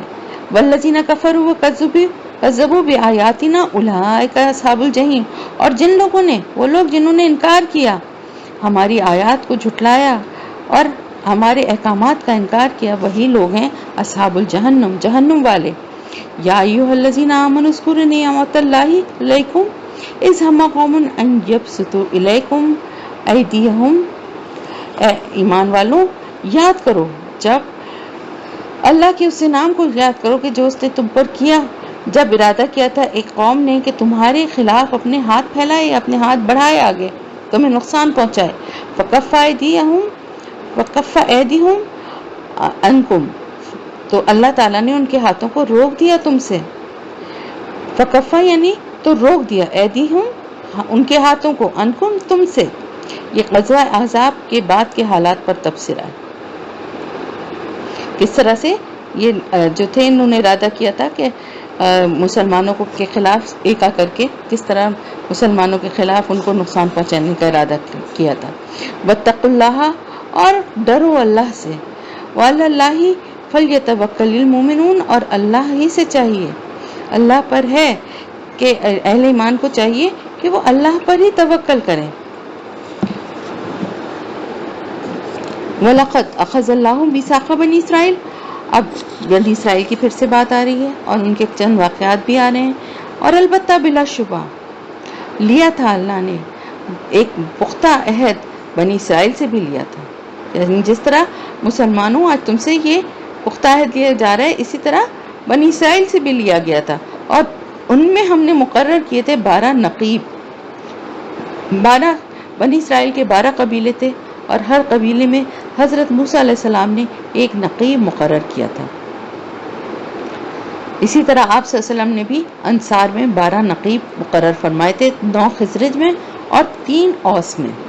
وقال اللہ انی معکم, اور اللہ تعالیٰ نے ان سے فرمایا تھا کہ میں تمہارے ساتھ ہوں, میری مدد, میری تائید تمہیں ملتی رہے گی, تمہارے ساتھ رہے گی.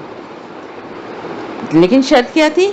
لئن اقمتم الصلاۃ وآتیتم الزکوٰۃ, اگر تم نے نماز کو قائم رکھا اور زکوٰۃ ادا کرتے رہے. وآمنتم برسولی, اور میرے رسولوں پر ایمان لاتے رہے, یعنی یہ شرائط تھی. اور ان رسولوں کی تو مدد کرتے رہے. تو پے در پہ بنی اسرائیل میں آپ کو معلوم ہے رسول آتے ہی رہے. اور پھر اللہ تعالیٰ کو تم قرض حسنہ دیتے رہے, یعنی اللہ کے دین کے لیے مال خرچ کرتے رہے. لا اکفرن عنکم سیئاتکم, تو میں لازماً دور کر دوں گا, ضرور دور کر دوں گا تم سے تمہارے گناہ, تمہاری برائیاں, اور میں ضرور داخل کروں گا تمہیں ان باغات میں جن کے نیچے نہریں بہتی ہوں گی. فمن کفر بعد ذلک منکم فقد ضل سواء السبیل, تو جس نے کفر کیا اس کے بعد تم میں سے, تو وہ سیدھے راستے سے بھٹک کر رہ گیا. بس اس نے اپنے اس عہد کو توڑنے کے باعث ہم نے ان پر لعنت فرمائی، یعنی انہوں نے جو یہ پختہ عہد کیا تھا اس کو توڑا، اس وجہ سے ان پر لعنت ہوئی ہے۔ وَجَعَلْنَا قُلُوبَهُمْ قَاسِيَةً، اور ان کے دلوں کو سخت کر دیا گیا۔ وہ اس کی وجہ کیا تھی کہ وہ کلام کو بدل دیتے تھے، پھیر دیتے تھے، اس کی اپنے جگہ سے، اپنے مقام سے ہٹا دیتے تھے، اور جو کچھ ان کو دیا گیا تھا نصیحت کے طور پر، اس کے اکثر حصے کو بھی انہوں نے بھلا دیا تھا۔ اور اے نبی صلی اللہ علیہ وسلم، آپ ہمیشہ ان کی طرف سے خیانت کی اطلاع پاتے رہیں گے، سوائے ان میں سے بہت تھوڑے لوگ ہیں جو ایسا نہیں کرتے۔ فَاعْفُ عَنْهُمْ وَاصْفَحْ، لہٰذا آپ بھی صلی اللہ علیہ وسلم بھی انہیں معاف کرتے رہیں اور درگزر سے کام رہیں۔ ان اللہ یحب المحسنین، بلا شبہ بے شک اللہ تعالیٰ احسان کرنے والوں کو پسند فرماتا ہے۔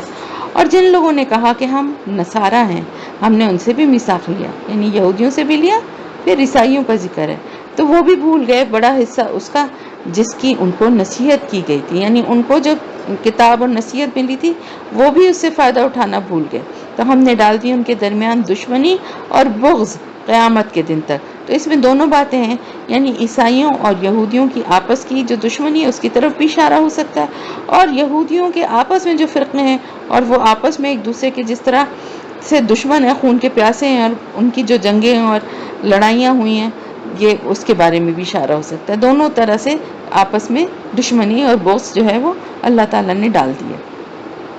اور ان قریب اللہ تعالیٰ بتائے گا انہیں، جتائے گا انہیں جو کچھ وہ کرتے رہے تھے۔ یا اہل الکتاب قد جاءکم رسولنا، اے اہل کتاب آ گیا ہے، بلا شبہ آ گیا ہے تمہارے پاس ہمارا رسول، اور وہ جو ظاہر کر رہا ہے تم پر وہ بہت سی باتیں جنہیں تم چھپا رہے تھے کتاب میں سے، وَيَعْفُو عَنْ كَثِيرٍ، اور بہت سی باتوں سے تو درگزر بھی کر رہا ہے۔ قد جاءکم من اللہ نور و کتاب مبین، آ چکا ہے تمہارے پاس اللہ کی طرف سے ایک نور بھی اور ایک روشن کتاب بھی۔ یہاں نور سے مراد آپ صلی اللہ علیہ وسلم کی شخصیت ہے، اور روشن کتاب سے مراد یہ قرآن ہے۔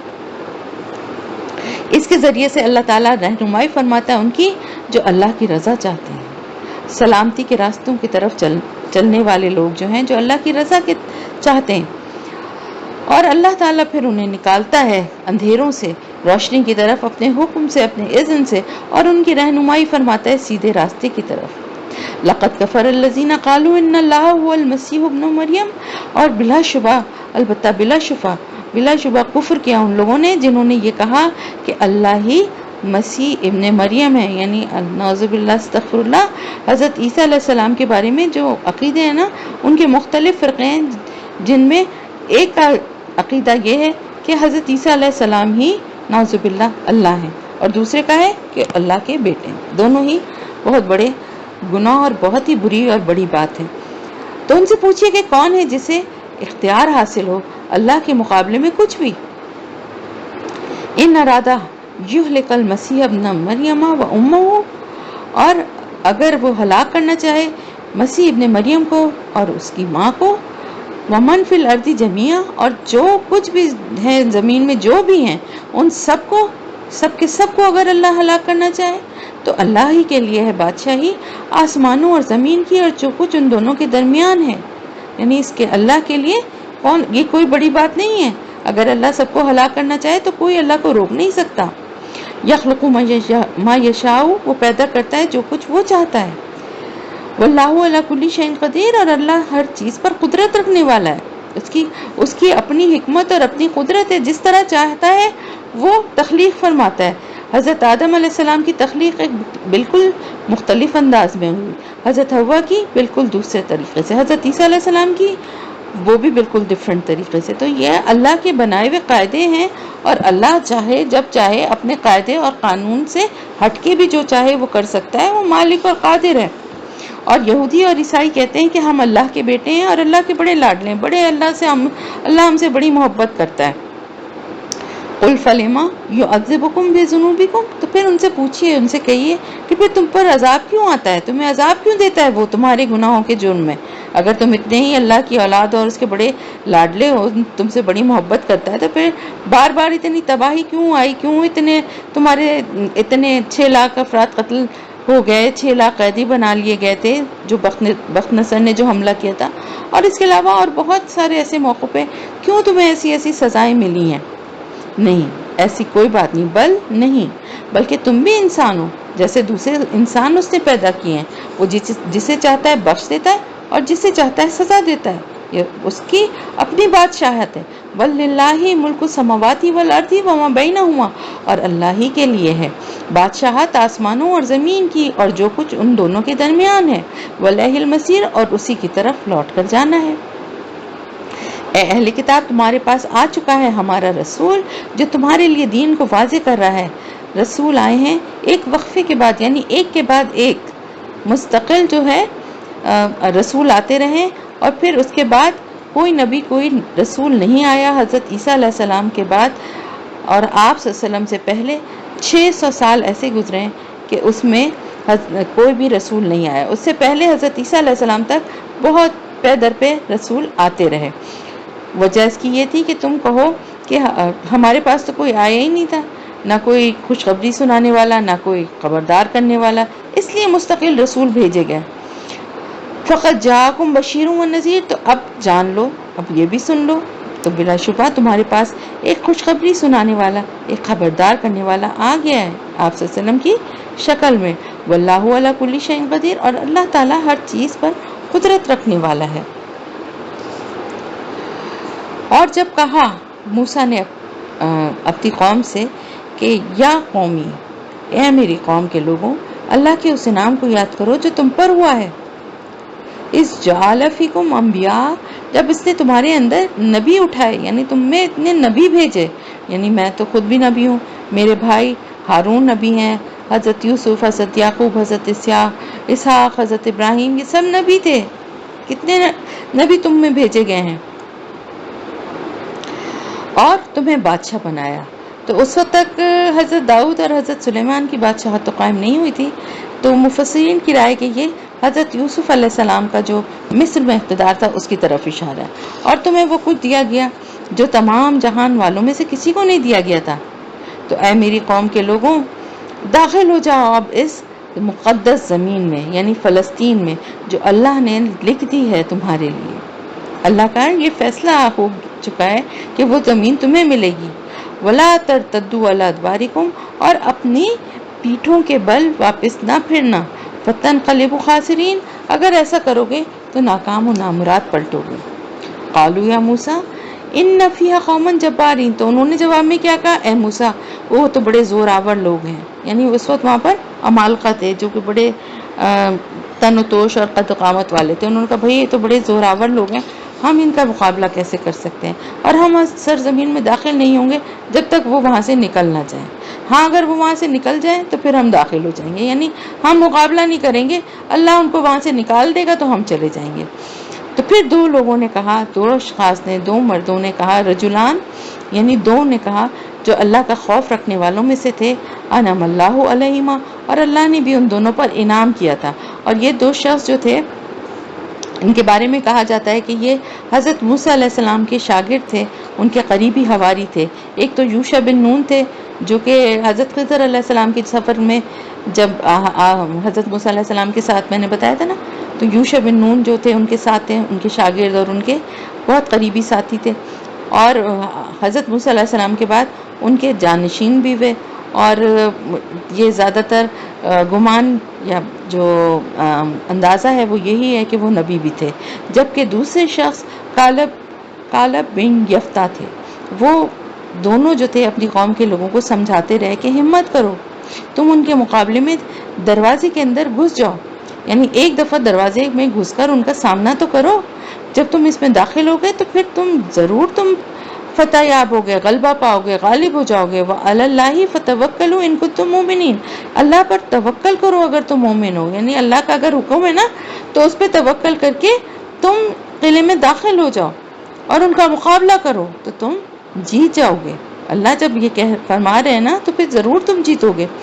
تو انہوں نے کہا کہ اے موسیٰ ہم تو ہرگز اس شہر میں داخل نہیں ہوں گے، ما داموا فیہا، جب تک کہ وہ اس میں موجود ہے، یعنی وہی ضد کہ ہم تو نہیں جائیں گے، بھئی ہم تو ان سے نہیں لڑ سکتے، جب تک کہ یہ اتنے مضبوط اور اتنے بہادر اس طرح کے جو لوگ ہیں جو جنگجو وہاں موجود ہیں، ہم تو نہیں جا سکتے۔ اور ساتھ ہی کیا کہا، بس تم اور تمہارا رب تم دونوں جاؤ اور جا کر قتال کرو، یعنی یہ کہ تم دونوں جاؤ، یعنی تمہارا رب اور تم جاؤ اور وہاں جنگ لڑو لو ان لوگوں سے، انہیں شکست دو اور اس علاقے کو، اس شہر کو خالی کرواؤ ان کے تسلط سے، تو پھر ہم اندر آئیں گے. ہم تو یہاں بیٹھے ہیں، ورنہ ہم تو یہاں سے نہیں نکلیں گے. تو اب دیکھیں کہ کتنی تکلیف نبی کو ہوگی کہ ان کے یعنی 6 لاکھ کی جو قوم تھی، اس میں سے صرف 2 لوگ ایسے تھے جنہوں نے اللہ کے اس حکم پر لبیک کہا. سوچیں، اور پوری کی پوری جو ہے وہ کیا بہانے بازی کر رہی تھی کہ ہم تو جنگ نہیں کر سکتے. تو پھر موسیٰ علیہ السلام نے اللہ سے کیا عرض کیا کہ اے میرے رب، مجھے تو اپنی جان پر اور اپنے بھائی ہارون کی جان کے علاوہ کسی پر اختیار نہیں ہے، یعنی یہ پوری قوم انکار کر رہی ہے، میرا اس پر کچھ زور نہیں ہے، تو اب تو فرق ڈال دے ہمارے اور نافرمان لوگوں کے درمیان. یعنی حضرت موسیٰ علیہ السلام اتنا دل برداشتہ ہوئے کہ قوم سے علیحدہ ہونے کی تمنا کرنے لگے کہ اتنے معجزے یہ دے چکے ہیں، اتنی ان پر تیری عنایتیں نعمتیں ان کے اوپر نازل ہوئی ہیں، اس کے باوجود ان کا یہ حال ہے، تو مجھے ان سے علیحدہ کر دے. لیکن یہ اللہ نے ان کی درخواست قبول نہیں کی تھی، اس کے بجائے کیا ہوا تھا کہ ان کی قوم کو ایک سزا دے دی تھی، اور یہ فرمایا تھا اللہ تعالیٰ نے کہ اب یہ اس ارض مقدس میں جا نہیں سکتے 40 سال تک. یعنی اگر یہ بزدلی نہ دکھاتے تو فلسطین کی زمین جو ہے ان کو ابھی مل جاتی، لیکن اب یہ 40 سال تک ان پر حرام رہے گی اور یہ بھٹکتے پھریں گے زمین میں. تو یہ صحرائے سینا میں 40 سال تک بھٹکتے رہے. فَلَا تَعْسَ عَلَى الْقَوْمِ الْفَاسِقِينَ، تو اے موسیٰ علیہ السلام آپ افسوس نہ کریں اس فاسق قوم پر، یعنی ان نافرمانوں کا آپ غم نہ کھائیے، ان پر جو کچھ بھی بیتے گی اس پر آپ کو ترس نہیں کھانا چاہیے. آپ بہرحال ان کی طرف رسول بنا کر بھیجے گئے، تو جب تک آپ کی زندگی آپ کو ان کے ساتھ رہنا ہے. تو پھر اللہ کے فیصلے کے مطابق بنی اسرائیل 40 برس تک صحرائے سینا میں بھٹکتے رہے. پھر اس میں وہ سب لوگ مر کھپ گئے جنہوں نے نافرمانی کی تھی اور جو جوانی کی عمر میں مصر سے نکلے تھے، اور وہاں صحرا میں جو ان کی نسل تھی نئی وہ پروان چڑھی، اور وہ جو تھے وہ اب ان میں وہ غلامی کے جو اثرات تھے وہ ان سے دور ہو چکے تھے. حضرت موسیٰ اور حضرت ہارون کا بھی دونوں کا انتقال ہو چکا تھا، اور حضرت یوشع بن نون کے عہد خلافت میں یہ لوگ اس قابل ہوئے کہ فلسطین کو فتح کیا. اب آگے آ رہا ہے حابیل اور قابیل کا واقعہ. وَاتْلُ عَلَيْهِمْ نَبَأَ ابْنَ آدَمَ بِالْحَقِّ، اے نبی ان کو پڑھ کر سنائیے آدم علیہ السلام کے دونوں بیٹوں کا قصہ.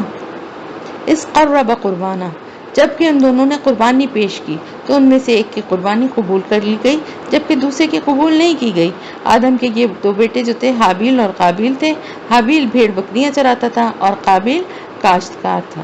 اور جیسا کہ میں نے آپ کو بتایا تھا کہ پہلے جو تھا قربانی کا قبول کا کیا طریقہ تھا کہ دونوں جو قربانی ہوتی تھی اس کی چیز جو ہوتی تھی وہ بلندی پہ رکھ دی جاتی تھی، پھر آسمان سے ایک شعلہ اترتا تھا اور قربانی کی چیز کو جلا کے راکھ کر دیتا تھا. اس کا مطلب ہوتا تھا کہ قربانی قبول ہو گئی، اللہ تعالیٰ نے قبول فرما لی. تو کیا ہوا اس کی تفصیل یہاں پر نہیں ہے، لیکن ہوا کیا تھا کہ حابیل کی قربانی قبول ہو گئی تھی اور قابیل کی نہیں ہوئی تھی. تو اس نے حسد میں کیا کہا، اب اس کو اپنے بھائی سے اتنی حسد تھی کہ ایک تو اس کی قربانی بھی قبول ہو گئی، اور پھر یہ کہ وہ جو چاہ رہا تھا وہ اس کی خواہش بھی پوری ہو جائے گی، اس کی خواہش پوری نہیں ہوگی کیونکہ ظاہر ہے اس کی قربانی قبول نہیں ہوتی. تو اس نے کہا کہ میں تو ضرور تمہیں قتل کر کے رہوں گا. تو انہوں نے حابیل نے یہ کہا قابیل سے کہ اس میں میرا کیا وہ ہے. انہوں نے کہا کہ اللہ تو پرہیزگاروں ہی سے قبول کرتا ہے. انہوں نے کہا مطلب یہ کہ میرا اس میں کوئی قصور تو نہیں ہے، اللہ کا قاعدہ یہی ہے کہ وہ اپنے متقی بندوں کی قربانی قبول کرتا ہے. تو نیت دیکھی جاتی ہے نا.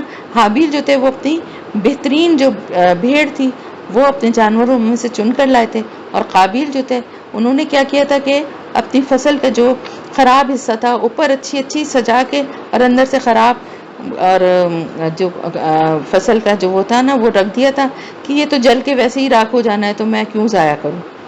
تو نیتوں کی بات، اللہ تو نیتوں کو قبول کرتا ہے نا. تو انہوں نے کہا کہ اگر آپ اپنا ہاتھ اٹھائیں گے بڑھائیں گے مجھ پر مجھے قتل کرنے کے لیے تو میں اپنا ہاتھ نہیں بڑھاؤں گا. یعنی آپ اگر مجھے قتل کرنے کی کوشش کریں گے تو میں بچاؤ تو اپنا کروں گا لیکن میں آپ کو قتل کرنے کی کوشش نہیں کروں گا. مجھے تو اللہ کا خوف ہے جو تمام جہانوں کا پروردگار ہے.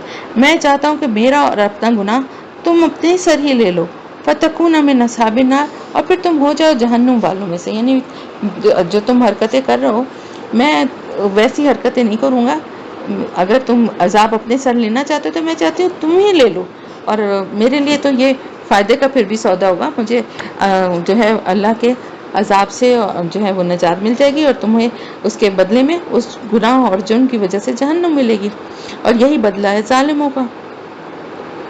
فطوعت له نفسه قتل اخی، پھر اس کے نفس نے اس کو آمادہ کر ہی لیا اپنے بھائی کے قتل پر۔ فقتلہ واصبح من الخاسرین، اب اس نے کیا کیا کہ سوتے میں جو ہے پتھر سر پہ مار کے جو ہے وہ اپنے بھائی کو قتل کر دیا۔ اب جب قتل کر دیا تو پھر خسارہ پانے والوں میں سے ہو گیا، اتنا بڑا ایک گناہ کر دیا کہ قیامت تک جتنے بھی قتل ہوں گے ان سب کا ایک حصہ جو ہے وہ قابل کو ملتا رہے گا۔ تو اب قتل کرنے کے بعد پشیمان بھی ہوا اور سمجھ میں بھی نہیں آیا کہ اب اس کا کروں کیا، کیونکہ اس سے پہلے دنیا میں کسی کی موت ہوئی ہی نہیں تھی۔ تو اللہ تعالیٰ نے ایک کوا بھیجا جو زمین کو کھرچنے لگا، دو کوے بھیجے جو دونوں آپس میں لڑے، اور پھر ایک کوے جو تھا وہ اس نے چونچ مار کے اس کو مار دیا، اور پھر زمین کو کھودا اور پھر اس میں جو ہے اس کو ڈال کے اس پر سے مٹی ڈال دی۔ یہ کس لیے اللہ نے دکھایا؟ تاکہ اسے دکھا دے کہ وہ اپنے بھائی کی لاش کو کیسے چھپائے، یعنی یہ طریقہ اللہ نے اسے بتایا۔ تو اب اس نے جب یہ سب دیکھا تو کہا ہائے میری بدبختی، ہائے میری شامت، میں اس کوے جیسا بھی نہ ہو سکا کہ اپنے بھائی کی لاش کو چھپا دیتا، یعنی افسوس ہے مجھ پر کہ مجھ میں اس کوے جتنی عقل بھی نہیں ہے کہ یہ طریقہ مجھے آتا۔ فَأَصْبَحَ مِنَ النَّادِمِينَ، پھر وہ اس پر بڑا نادم ہوا، اس احساس پر اس کے اندر بڑی شدید ندامت پیدا ہوئی۔ اسی وجہ سے ہم نے بنی اسرائیل پر تورات میں یہ بات لکھ دی تھی۔ کیا بات لکھ دی تھی؟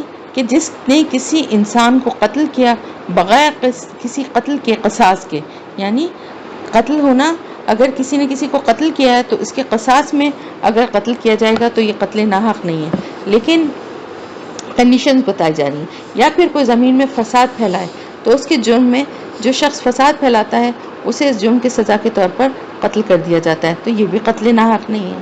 لیکن ان صورتوں کے علاوہ اگر کسی نے کسی بے قصور انسان کا قتل کر دیا تو گویا اس نے تمام نسل انسانی کو قتل کر دیا، تمام انسانوں کو اس نے قتل کر دیا۔ اتنا بڑا جرم ہے یہ، ایک قتل اتنا بڑا گناہ ہے۔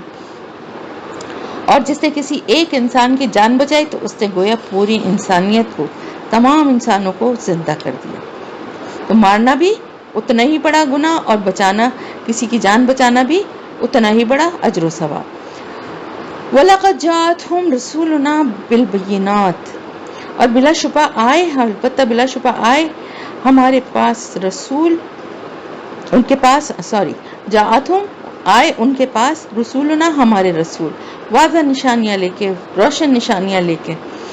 ثم ان کثیرا منہم بعد ذلک فی الارض لمسرفون، لیکن پھر بھی اس کے باوجود بہت سے ان میں سے ایسے تھے جو زمین میں فساد کرتے رہے، حد سے بڑھتے رہے، زیادتیاں کرتے رہے۔ انما جزاء الذین یحاربون اللہ ورسولہ، اور بے شک یہ بدلہ ہے، یہ جزا ہے، یہ سزا ہے ان لوگوں کے لیے جو لڑائی کرتے ہیں اللہ اور اس کے رسول سے۔ وَيَسْعَوْنَ فِي الْأَرْضِ فَسَادًا، اور زمین میں فساد پھیلاتے پھرتے ہیں۔ أَن يُقَتَّلُوا، کہ انہیں عبرتناک طور پر قتل کیا جائے۔ یہاں یقتلوا نہیں ہے بلکہ یقتلوا ہے، یعنی صرف قتل ہی نہیں بلکہ ٹکڑے ٹکڑے کر دیے جائیں، اور یصلبوا، یا انہیں سولی پہ چڑھا دیا جائے، اور تقطع ایدیہم وارجلہم من الخلاف، اور تقطع ایدیہم وارجلہم من خلاف، یا ان کے ہاتھ اور پاؤں مخالف سمتوں میں کاٹ دیے جائیں۔ یہ کس کی سزائیں بتائی جا رہی ہیں؟ یہ ساری سزائیں ان کی بتا جا رہی ہیں جو زمین میں فساد کرتے ہیں، اللہ کے دین کے خلاف بات کرتے ہیں اور لوگوں میں فساد اور شکوک و شبہات پیدا کرنے والے، دین کے دشمن ہوتے ہیں، تو ان کا ایک ہاتھ اور پاؤں مخالف سمت میں کاٹ دیا جائے گا، یعنی دائیں طرف کا ہاتھ ہے تو بائیں طرف کا پاؤں، یا پھر انہیں ملک سے نکال دیا جائے گا، ملک بدر کر دیا جائے گا۔ ذالک لہم خزی فی الدنیا، یہ تو ان کے لیے دنیا کی زندگی میں رسوائی ہے، اور ان کے لیے ولہم فی الآخرۃ عذاب عظیم، ان کے لیے آخرت میں جو ہے عذاب ہے وہ تو اور بھی بڑا عذاب ہے، بہت بڑا عذاب ہے۔ الا الذین تابوا من قبل ان تقدروا علیہم، سوائے ان لوگوں کے جو توبہ کر لیں اس سے پہلے کہ تم ان پر قابو پاؤ، یعنی ان کو پکڑ لیا گیا اور ان کو سزا دینے والے ہو گئے، اس وقت توبہ کرنے کا فائدہ نہیں ہے، یعنی اس سے پہلے ہی اگر وہ توبہ کر لیں تو ان کے لیے رعایت کی گنجائش ہے، لیکن جب پکڑ لیے گئے اور سزا دی جا رہی ہے تو پھر اب توبہ کا دروازہ بند ہو گیا۔ فَاعْلَمُوا أَنَّ اللَّهَ غَفُورٌ رَحِيمٌ، بس جان لو کہ بے شک اللہ تعالیٰ بخشنے والا بھی ہے، نہایت رحم کرنے والا بھی ہے۔ یا ایھا الذین آمنوا اتقوا اللہ وابتغوا الیہ الوسیلہ، اے اہل ایمان، اے ایمان والوں، اللہ کا تقوی اختیار کرو اور اس کے تلاش کرو اس کی طرف جو اس کا وسیلہ ہے۔ اور وسیلہ سے یہاں پر جو مراد ہے وہ بہت ایک ڈیٹیل بات ہے، یعنی اللہ کو راضی کرنے کے لیے جو کام کیے جاتے ہیں اور اللہ کی رضا کے لیے جو یہ وسیلے ہیں، اللہ کا قرب حاصل کرنے کے لیے جو کام کیے جاتے ہیں ان کو وسیلہ کہا گیا۔ اور اس کی راہ میں جہاد کرو تاکہ تم فلاح پاؤ۔ ان الذین کفروا لو ان لهم ما فی الارض جميعا ومثله معه،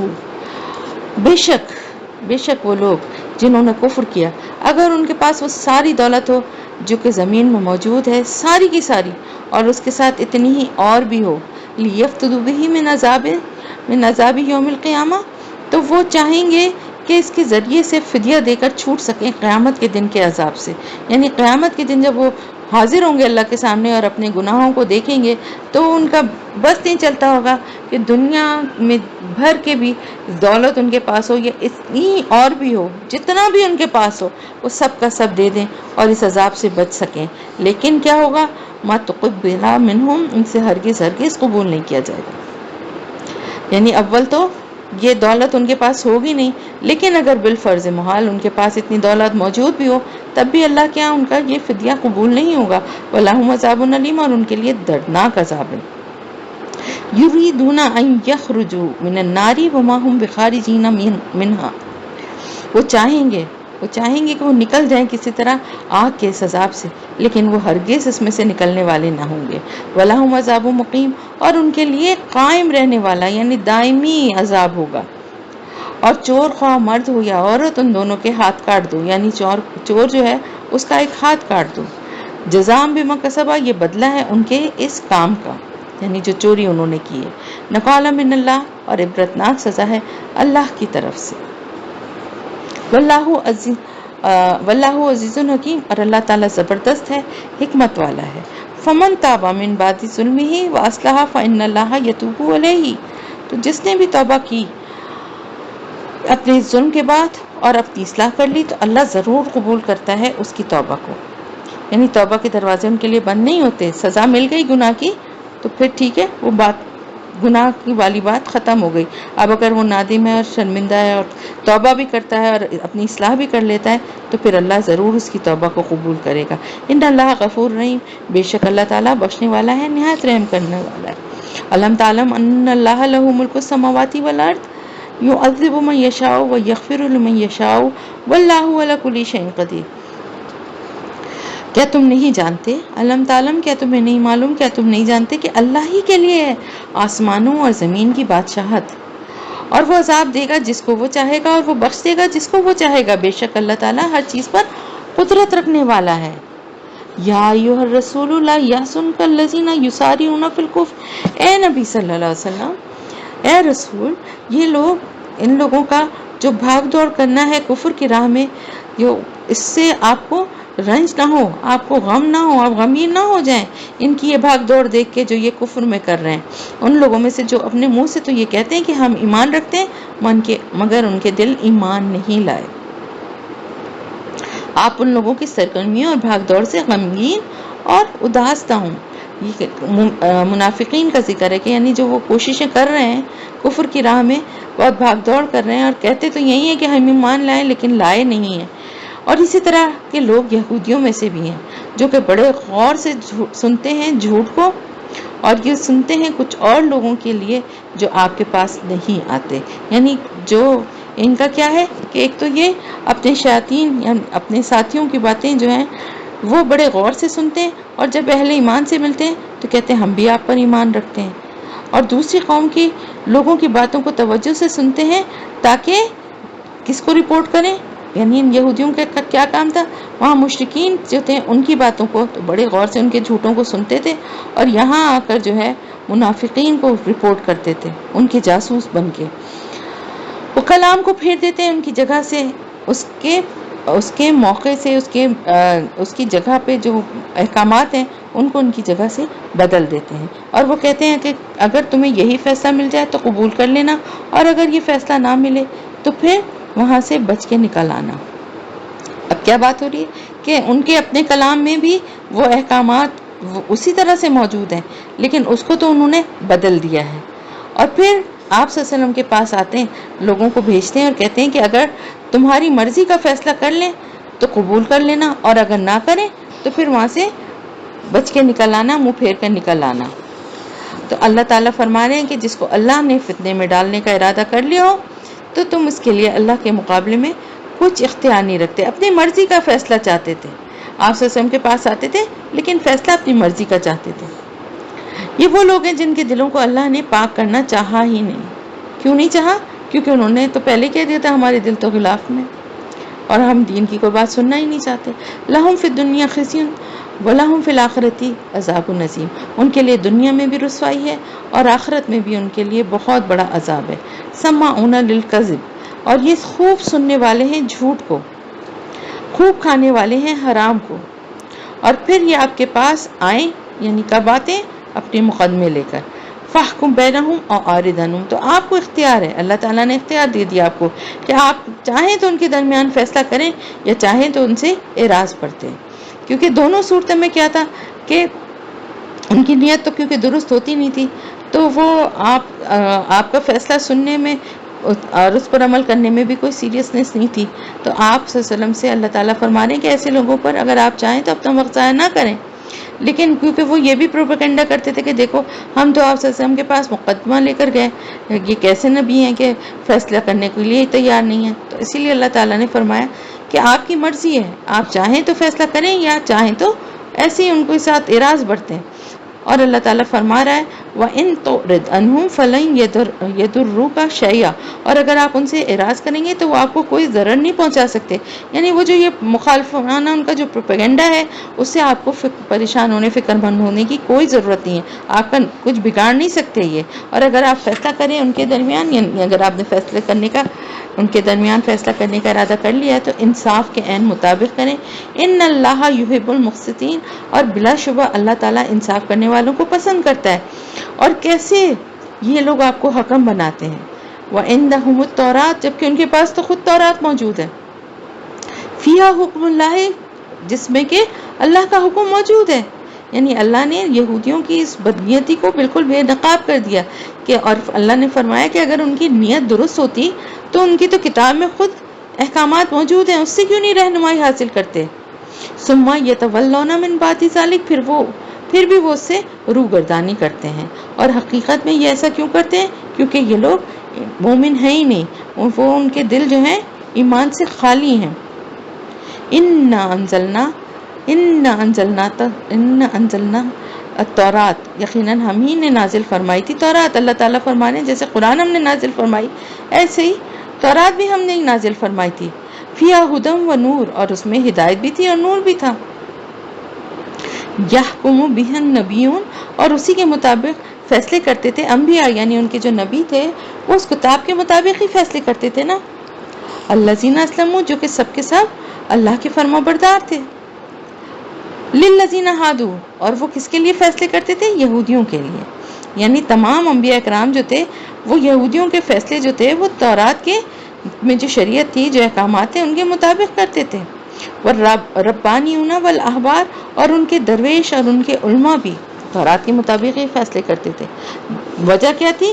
اس لیے کہ وہ کتاب اللہ کے نگراں بنائے گئے تھے، انہیں یہ ذمہ داری دی گئی تھی کہ اللہ کی کتاب کی حفاظت کرنی ہے، یعنی ان کے علماء اور ان کے جو یہ صوفیاء اور علماء جو ان کے جو تھے نا ان کے بارے میں بات کی جا رہی ہے۔ اور سب سے بڑھ کر یہ تھا کہ جو اللہ والے تھے، یعنی ربانیون تھے، رب والے تھے، تو ان سب کے لیے کو کتاب کی حفاظت کی ذمہ داری دی گئی تھی رسولوں کے بعد، یعنی پیغمبروں کے جانے کے بعد ذمہ داری علماء کی، اور جو اللہ کی راہ میں جو جنہوں نے اپنے آپ کو وقف کیا ہوتا ہے اور کتاب کا علم رکھتے ہیں ان کے اوپر یہ ذمہ داری دی گئی تھی۔ وَقَانُوا عَلَيْهِ شُهَدَاءَ، اور وہ اس پر گواہ تھے۔ وَلَا تَخْشَوْا النَّاسَ وَاخْشَوْنِي، تو ان سے کہہ دیا گیا تھا کہ تم لوگوں سے مت ڈرو، مجھ سے ہی ڈرو، جیسے کہ اللہ تعالیٰ مومنین سے بھی فرما رہے ہیں وَلَا تَشْتَرُوا بِآيَاتِي ثَمَنًا قَلِيلًا، اور میری آیات کو بہت تھوڑی قیمت کے عوض فروخت نہ کرو. یعنی دنیا کی جتنی بھی بڑی دولت ہے، جتنا بھی بڑا عہدہ ہے، وہ اللہ کی آیات کے مقابلے میں بہت معمولی سی قیمت ہے. تو جو اللہ کی اتاری ہوئی شریعت کے مطابق فیصلے نہیں کرتے وہی تو کافر ہے. وَكَتَبْنَا عَلَيْهِمْ فِيهَا، اور ہم نے لکھ دیا تھا ان پر. کہاں لکھا تھا؟ اس تورات میں اللہ تعالیٰ نے لکھ دیا تھا ان کے لیے. کیا لکھا تھا؟ ان النفس بالنفس والعین بالعین والانف بالانف والاذن بالاذن والسن بالسن والجروح قصاص فمن تصدق به فهو کفارۃ له. تو ان کی کتاب میں بھی یہی تھا کہ جان کے بدلے جان، آنکھ کے بدلے آنکھ، ناک کے بدلے ناک، کان کے بدلے کان، اور دانت کے بدلے دانت، اور اسی طرح زخموں کا بدلہ بھی برابر کا ہوگا. پھر جو کوئی اس کو معاف کر دے تو یہ اس کے لیے اس کے گناہوں کا کفارہ ہوگا. اور جو فیصلے نہیں کرتے اللہ کی اتاری ہوئی شریعت کے مطابق وہی تو ظالم ہے. وقفینا علی آثارہم بعیسی ابن مریم، اور ہم نے ان کے پیچھے انہی کے نقش قدم پر عیسیٰ ابن مریم کو بھیجا تھا. یعنی وہ بھی یہی سارے قوانین اور احکامات کی پاسداری کرتے ہوئے آئے تھے، اور وہ تصدیق کرتے ہوئے آئے تھے اس کی جو ان کے سامنے موجود تھا تورات میں. وَآتَيْنَاهُ الْإِنْجِيلَ فِيهِ هُدًى وَنُورٌ، اور ہم نے انہیں انجیل عطا کی، اس میں ہدایت بھی تھی اور نور بھی تھا.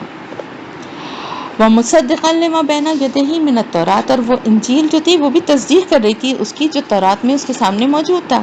وَهُدًى وَمَوْعِظَةٌ لِلْمُتَّقِينَ، اور وہ ہدایت اور نصیحت تھی تقوی والوں کے لیے، اور چاہیے کہ انجیل کے ماننے والے فیصلہ کریں اس کے مطابق جو اللہ نے اس میں نازل کیا ہے، اور جو لوگ نہیں فیصلہ کرتے اللہ کے اتارے ہوئے احکامات اور قوانین کے مطابق وہی تو نافرمان ہے.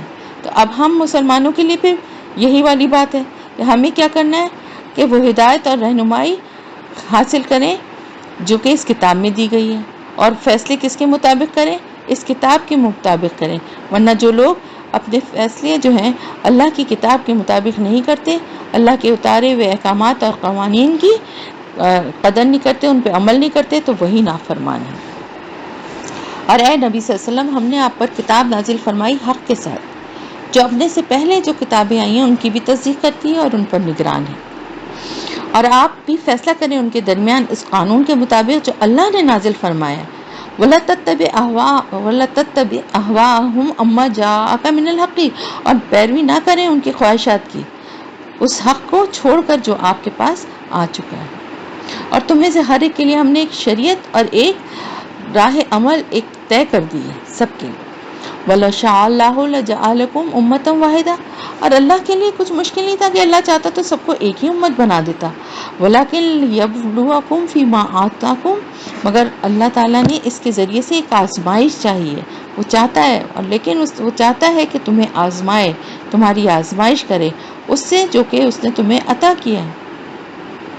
تو پھر کیا کرو؟ فاستبقوا الخیرات، تو تم نیکیوں میں ایک دوسرے سے آگے نکلنے کی کوشش کرو. الی اللہ مرجعکم جمیعا، اور اللہ ہی کی طرف تم سب کا لوٹنا ہے. فینبئکم بما کنتم فیہ تختلفون، تو اس دن وہ جب حاضر ہوں گے سب اس کے سامنے تو وہ تمہیں بتلائے گا ان چیزوں کے بارے میں جن میں تم اختلاف کرتے رہے. وَأَنِحْكُمْ بَيْنَهُمْ بِمَا أَنزَلَ اللَّهُ، اور فیصلہ کیجئے ان کے درمیان اس شریعت کے مطابق جو کہ اللہ نے اتاری ہے. وَلَا تَتَّبِعْ أَهْوَاءَهُمْ، اور ان کی خواہشات کی پیروی نہ کیجیے، اور ان سے ہوشیار رہیے، ایسا نہ ہو کہ یہ لوگ آپ کو کسی ایسی چیز سے آپ کو بہکا دیں، آپ کو فتنے میں ڈال دیں جو اللہ نے آپ پر نازل کی ہے.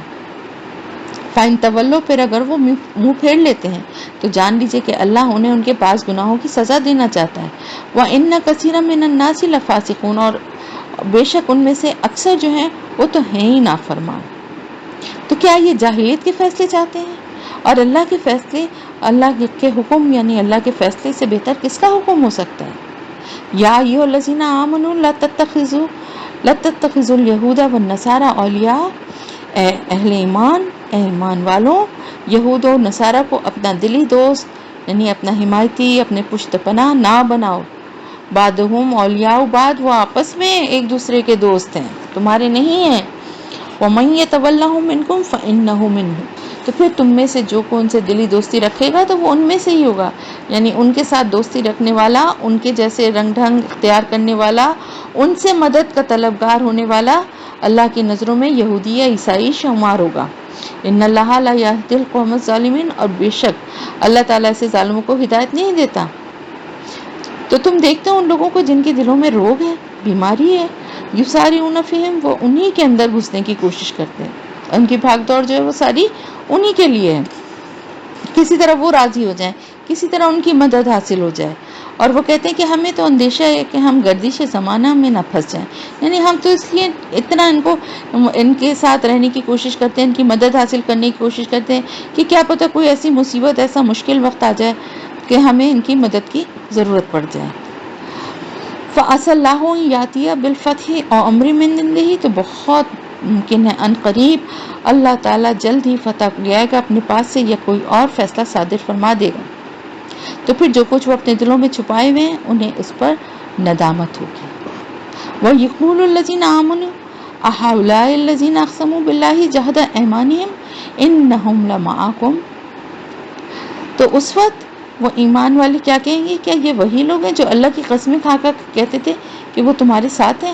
حبطت اعمالهم فاصبحوا خاسرین، تو ان کے تمام اعمال ضائع ہو جائیں گے، غارت ہو جائیں گے، اور وہ خسارے والے بن کر رہ جائیں گے۔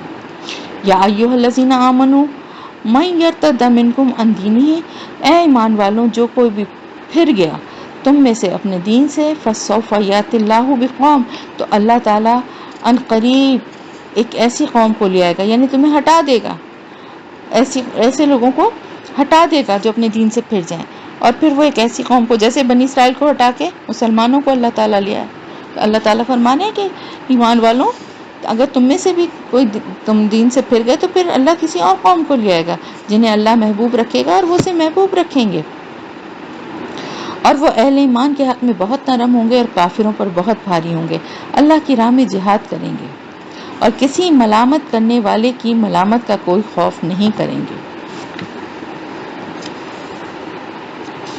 ذالک فضل اللہ یؤتیہ من یشاء واللہ واسع علیم، تو یہ اللہ کا فضل ہے، جس کو چاہے عطا کرتا ہے، اور اللہ بہت وسعت رکھنے والا، سب کو جاننے والا ہے، اللہ کے خزانوں میں کوئی کمی نہیں ہے۔ انما ولیکم اللہ ورسولہ والذین آمنوا، اور تمہارے اصل ولی، تمہارے اصل دلی دوست تو بس اللہ، اس کا رسول صلی اللہ علیہ وسلم، اور ایمان والے لوگ جو ہیں اہل ایمان، وہ ہیں تمہارے اصل دوست، اصل دلی دوست، تمہارے مددگار، تمہارے حمایتی، تمہاری پشت پناہی کرنے والے، تمہارے رازدار اہل ایمان ہی ہو سکتے ہیں، اللہ اور اس کا رسول، اور پھر اہل ایمان۔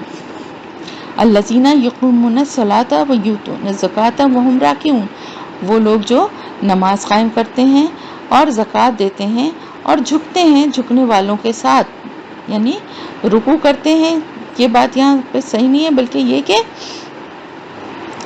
جھک کے اگر کسی کی مدد کرتے ہیں تو پھر عاجزی سے، انکساری سے کرتے ہیں، ان کو دوسرے کو شرمندہ کر کے، ذلیل کر کے نہیں کرتے ہیں۔ وَمَن يَتَوَلَّ اللَّهَ وَرَسُولَهُ وَالَّذِينَ آمَنُوا، اور جو کوئی دوستی رکھے گا اللہ اور اس کے رسول صلی اللہ علیہ وسلم سے اور ایمان والوں کے ساتھ، تو پھر وہ کس میں شامل ہو جائے گا؟ اللہ کے گروہ میں، حزب اللہ میں۔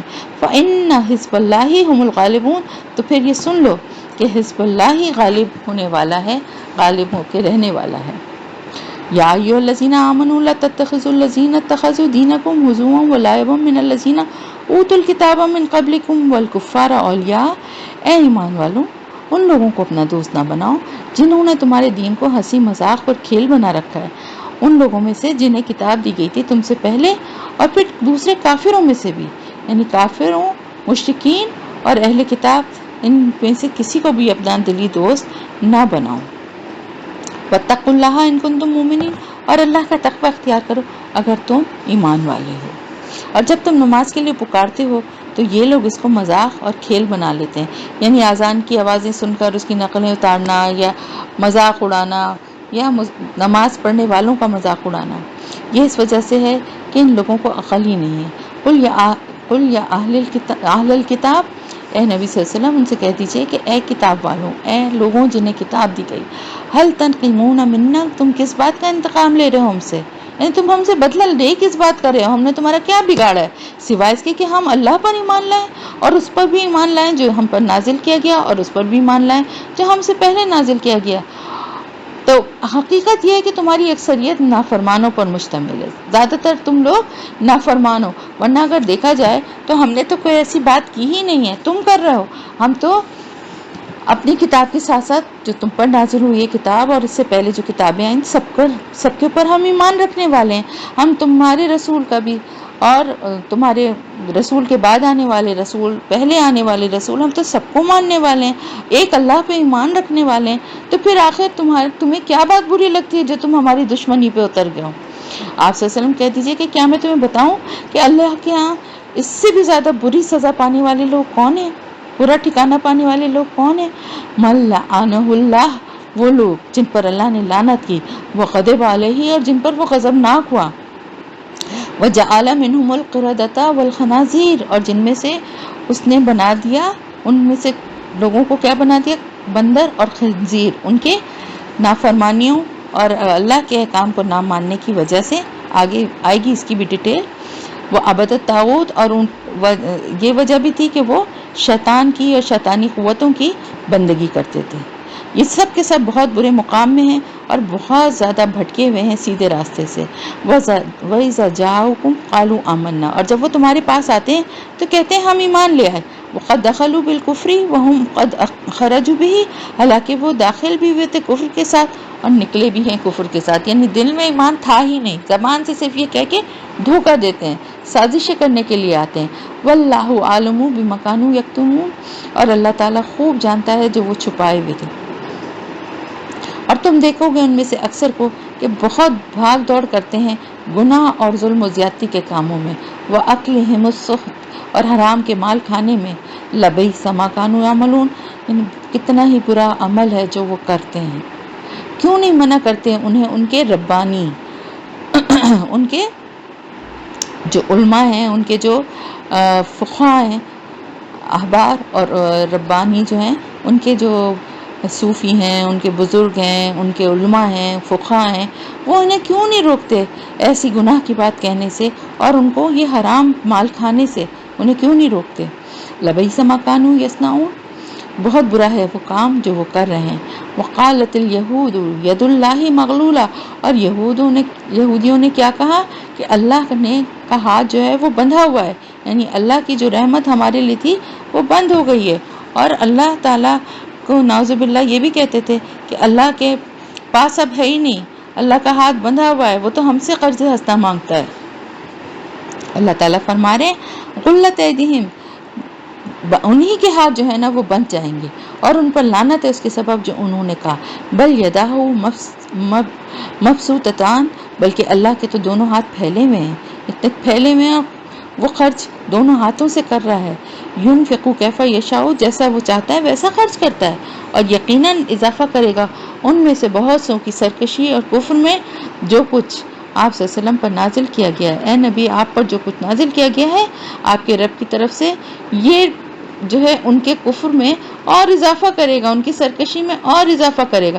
یعنی جو کچھ اللہ کی طرف سے احسانات آپ پر اور آپ کے ساتھیوں پر ہو رہے ہیں، جو اللہ تعالیٰ مسلمانوں پہ جو نعمتیں، جو غنیمتیں، جو غلبہ حاصل ہو رہا ہے مسلمانوں کو اللہ کی رحمت سے، تو اب اس حسد کے نتیجے میں ان کی ضد اور ہٹ دھرمی اور زیادہ بڑھتی جا رہی ہے، اور بجائے یہ کہ وہ یہ سمجھیں کہ یہ واقعی اللہ کی طرف سے حق ہے جبھی تو کامیابی ہو رہی ہے اور اس کا ساتھ دینے کی کوشش کریں، اس کے بجائے ان کے اندر حسد کی آگ مزید بھڑک رہی ہے۔ وَأَلْقَيْنَا بَيْنَهُمُ الْعَدَاوَةَ وَالْبَغْضَاءَ إِلَى يَوْمِ الْقِيَامَةِ، اور ہم نے ان کے درمیان قیامت تک کے لیے دشمنی اور بغض ڈال دیا ہے۔ اور جب کبھی یہ آگ بھڑکاتے ہیں جنگ کے لیے، اللہ اس کو بجھا دیتا ہے، یعنی جنگ کی آگ بھڑکانے کے لیے یہودی اکثر سازشیں کرتے رہتے تھے، لیکن اللہ تعالیٰ فرما رہے ہیں کہ جب بھی وہ ایسا چاہتے ہیں اور کرتے ہیں، اللہ کی مدد ہوتی ہے اللہ کے رسول اور مسلمانوں کے ساتھ، اور ان کی سازشیں ناکام ہو جاتی ہیں۔ اللہ اس جنگ کی آگ کو بجھا دیتا ہے. وَيَسْعَوْنَ فِي الْأَرْضِ فَسَادًا، اور پھر یہ زمین میں فساد مچانے کے لیے بھاگ دوڑ کرتے رہتے ہیں. یعنی جب یہ بس نہیں چلتا تو پھر ویسے ہی فساد پھیلانا شروع کر دیتے ہیں. وَاللَّهُ لَا يُحِبُّ الْمُفْسِدِينَ، اور اللہ تعالیٰ مفسدین کو پسند نہیں کرتا، ان سے محبت نہیں کرتا، ان کو اچھا نہیں سمجھتا، بلکہ بڑا برا مقام ہے فسادیوں کا. کیونکہ قتل کو کہا گیا ہے کہ فساد جو ہے وہ قتل سے بھی زیادہ بدتر ہے. وَلَوْ أَنَّ أَهْلَ الْكِتَابِ آمَنُوا وَاتَّقَوْا، اور اگر اہل کتاب جو ہیں وہ ایمان لے آتے اور تقوی کی روش اختیار کرتے، لَكَفَّرْنَا عَنْهُمْ سَيِّئَاتِهِمْ، تو ہم ان سے ان کی برائیوں کو دور کر دیتے. وَلَأَدْخَلْنَاهُمْ جَنَّاتِ النَّعِيمِ، اور ہم انہیں ضرور داخل کرتے نعمتوں والے باغات میں.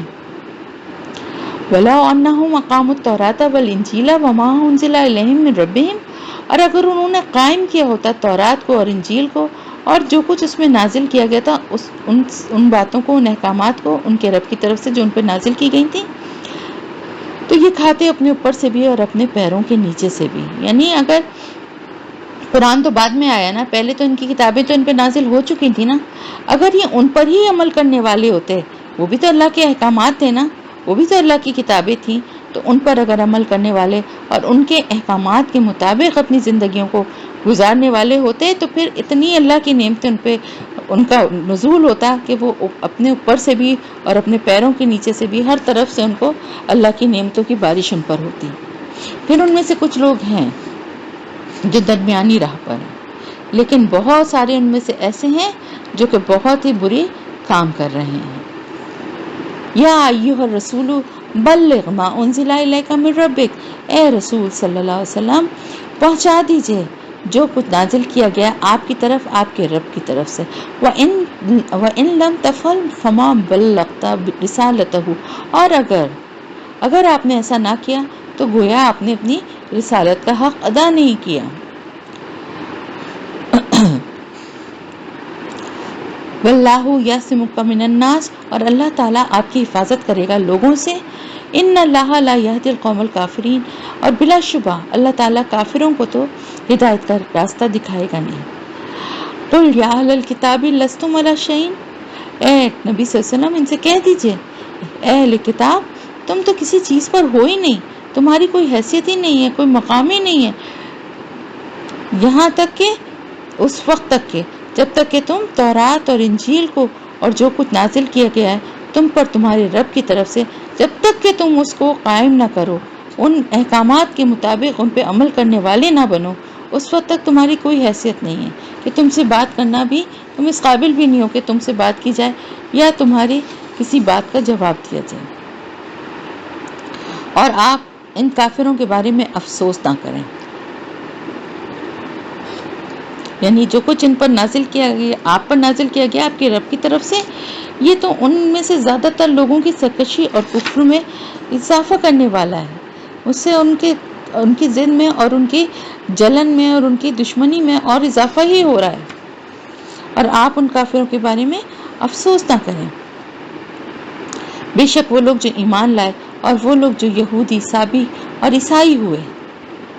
من آمن باللہ والیوم الآخر وعمل صالحا فلا خوف علیہم ولا هم یحزنون، تو اپنے اپنے زمانے میں جو ایمان لایا، جس قوم کا تھا اور جس جماعت اور گروہ کا تھا، اپنے رسول پر ایمان لایا، اللہ پہ ایمان لایا، اپنے رسول کی بات مانی، قیامت کے دن پر ایمان لایا، پھر اچھے عمل کیے.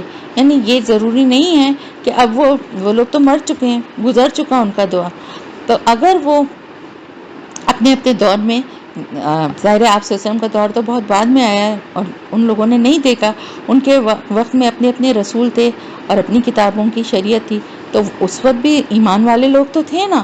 تو وہ لوگ جو اپنے رسولوں کی بات جنہوں نے مانی، اللہ پہ ایمان اور آخرت کے دن پہ ایمان رکھا اور اچھے عمل کیے، تو پھر ان پر کوئی خوف ہوگا نہ وہ غم. ان کو کوئی غم ملے گا. تو ان کا بھی معاملہ جو ہے وہ ایمان والوں کی طرح ہی ہوگا، کیونکہ وہ حالت ایمان میں ہی انہوں نے زندگی گزاری اور وہ ختم ہوئے. لقد اخذنا میثاق بنی اسرائیل وارسلنا الیہم رسولا، اور ہم نے بنی اسرائیل سے عہد لیا اور ان کی طرف بہت سے رسول بھیجے. لیکن جب کبھی بھی ان کے پاس کوئی رسول آیا اور وہ چیز لے کر آیا جو کہ ان کی اپنی خواہشات نفس کے خلاف تھی، فریقاً کذبوا وفریقاً یقتلون، تو ایک گروہ کو انہوں نے جھٹلایا اور ایک گروہ کو قتل کرتے رہے. یعنی اپنے پیغمبروں کو یا جھٹلاتے تھے اور پھر ان میں سے بہت سوں کو قتل بھی کر دیا. اور انہوں نے سمجھا کہ ان کی تو کوئی آزمائش ہوگی ہی نہیں، کوئی پکڑ ہوگی ہی نہیں، کوئی سزا دی ہی نہیں جائے گی. فعموا وسموا، تو وہ بہرے بھی ہو گئے اور اندھے بھی ہو گئے. ثم تاب اللہ علیہم، پھر اللہ تعالیٰ نے انہیں معاف کر دیا. اللہ نے یعنی انہیں فوراً نہیں پکڑا، انہیں توبہ کی مہلت دی، موقع دیا. ثم عموا وسموا کثیر منہم، لیکن اس کے باوجود بھی کیا ہوا کہ پھر زیادہ تر لوگ ان میں سے جو تھے وہ اندھے اور بہرے ہو گئے. یعنی اللہ کی دامن رحمت پہ آنے کے بجائے اپنی گمراہی میں اور آگے بڑھتے ہی چلے گئے. واللہ بصیر بما یعملون، اور اللہ تعالیٰ جو کچھ بھی وہ کر رہے ہیں ان سب کو دیکھنے والا ہے، ان سارے کاموں کو دیکھنے والا ہے جو کچھ بھی وہ کر رہے ہیں. لقد کفر الذین قالوا ان اللہ هو المسیح ابن مریم، اور بلا شبہ، البتہ بلا شبہ کفر کیا ان لوگوں نے جنہوں نے کہا کہ اللہ مسیح ابن مریم ہی ہے. استغفر اللہ. وقال المسیح یا بنی اسرائیل اعبدوا اللہ ربی و ربکم، جبکہ مسیح جو تھے، حضرت عیسیٰ علیہ السلام جو تھے، انہوں نے تو کہا تھا کہ اے بنی اسرائیل عبادت کرو، بندگی کرو اللہ کی، جو میرا بھی رب ہے اور تمہارا بھی رب ہے. یعنی ان کی تعلیمات تو یہ تھیں اور یہ ان کو ہی جو ہے نعوذ باللہ اللہ بنا رہے ہیں. انہو من یشرک باللہ فقد حرم اللہ علیہ الجنہ، تو بلا شبہ جو بھی اللہ کے ساتھ شرک کرے گا تو اللہ اس پر جنت کو حرام کر دے گا، حرام ہو جائے گی اس پر جنت. ومأواہ النار وما للظالمین من انصار، اور پھر اس کا ٹھکانہ ہوگا آگ، جہنم، اور پھر ایسے ظالموں کے لیے ان کا کوئی مددگار نہیں ہوگا. لقد کفر الذین قالوا ان اللہ ثالث ثلاثہ، بلا شبہ، البتہ بلا شبہ کفر کیا ان لوگوں نے جنہوں نے کہا کہ اللہ تین میں سے ایک ہے، تین میں کا تیسرا ہے، یعنی تین میں سے ایک اللہ ہے. وما من الہ الا الہ واحد، جبکہ حقیقت کیا ہے کہ اللہ کے سوا کوئی الہ نہیں، وہی ایک الہ ہے. اور اگر یہ باز آئیں سے جو کچھ یہ کہہ رہے ہیں تو ان میں سے جو کافر ہیں ان پہ بہت دردناک عذاب آ کر رہے گا. افلا یتوبون الی اللہ ویستغفرونہ، تو کیا یہ لوگ اللہ کے سامنے توبہ نہ کریں گے اور اللہ سے استغفار نہیں کریں گے؟ یعنی ان کا کیا رویہ ہے، ابھی بھی اللہ سے توبہ نہیں کرتے، استغفار نہیں کرتے. واللہ غفور رحیم، اور اللہ تعالیٰ تو بخشنے والا اور رحم کرنے والا ہے. یعنی یہ ایک موقع بہت بڑا آپ صلی اللہ علیہ وسلم کی ذریعے ان کو ملا تھا. مل مسیح ابن مریم الا رسول، مسیح ابن مریم اس کے سوا اور کچھ نہیں کہ وہ ایک رسول تھے. قد خلت من قبلہ الرسول، اور اس سے پہلے بھی بہت سے رسول گزر چکے ہیں. وامہ صدیقہ، اور ان کی والدہ جو تھیں وہ بھی صدیقہ تھیں، سچی تھی. کانا یاکلان الطعام، اور وہ دونوں کھانا کھاتے تھے، یعنی وہ دونوں ماں بیٹا انسان تھے، اور انسانوں کے جو انسان ہونے کی حیثیت سے جو ضرورتیں ہیں وہ ان کی بھی تھیں، کھانا بھی کھاتے تھے اور ظاہر کھاتے تھے تو پھر اور بھی آگے جو کچھ انسان کرتے ہیں وہ کرتے تھے. تو نارمل ایک انسانوں کی طرح ان کی زندگی تھی، تو کیسے ان کو الہ سمجھ لیا ہے. دیکھو کس طرح ہم نے ان کے لیے اپنی آیات واضح کرتے ہیں، پھر دیکھو کہ پھر کہاں سے پھرے جا رہے ہیں، کہاں سے الٹا دیے جاتے ہیں. یعنی اتنی کلیئرلی اللہ تعالیٰ فرما رہے ہیں کہ ہم اپنی آیات کو واضح کر کے کھول کے بالکل مثالیں دے کے ان کو سمجھاتے ہیں، لیکن پھر بھی وہ اوندھے ہوئے جاتے ہیں اور الٹے ہی طرف وہ چلنا شروع کر دیتے ہیں. قل اتعبدون من دون اللہ ما لا یملک لکم ضرا ولا نفع، آپ صلی اللہ علیہ وسلم کہہ دیجئے کہ تم عبادت کرتے ہو اللہ کے سوا ان کی جو تمہیں نہ تو کوئی نقصان پہنچا سکتے ہیں اور نہ کوئی فائدہ. واللہ هو السمیع العلیم، جبکہ اللہ ہی تعالیٰ ہے سب کچھ سننے والا اور جاننے والا. قل یا اہل الکتاب لا تغلوا فی دینکم غیر الحق، کہہ دیجئے ان سے کہ اے اہل کتاب اپنے دین میں ناحق غلو نہ کرو، حضرت عیسیٰ علیہ السلام کی محبت اور عقیدت کی وجہ سے جو کچھ تم نے حد سے بڑھا دیا ہے وہ سراسر غلو ہے، اور مت پیروی کرو ان لوگوں کی بدعات کی جو تم سے پہلے خود بھی گمراہ ہوئے۔ یعنی یہ کہاں سے انہوں نے لیا تھا؟ مصر میں نے آپ کو بتایا تھا نا کہ یہ جو تبلیغ کے لیے عیسائی جو وہاں گئے تھے تو وہاں پر یہ جو ہے تثلیث کا جو تھا نا یعنی کئی دیوی دیوتاؤں کو ایک ساتھ پوجا جاتا تھا اور ان سب کو ہی یعنی اپنا وہ رب سمجھتے تھے اور مختلف ان کو اختیارات انہوں نے اپنے طور پر دیے ہوئے تھے، تو وہاں سے یہ تثلیث کا جو نظریہ ہے یہ عیسائیوں میں آیا تھا، اس سے پہلے نہیں تھا۔ وَأَضَلُّوا كَثِيرًا وَضَلُّوا عَنْ سَوَاءِ السَّبِيلِ، تو انہوں نے بہت سے دوسرے لوگوں کو بھی گمراہ کیا اور سیدھے راستے سے بھٹک گئے۔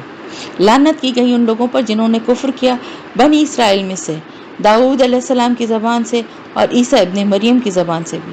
یعنی بنی اسرائیل کا جو کردار تھا اس میں ان کے جو نبی تھے وہ ان کے اوپر لعنت ملامت ان کو کرتے ہی رہتے تھے، اور ان کے لیے ان کو بہت لعنتان کی مثالیں جو ہے وہ ملتی ہیں کہ نبیوں کے زبان سے ان کو، جیسے ابھی میں نے بتایا نا کہ حضرت موسیٰ علیہ السلام نے بھی کیا کہا تھا۔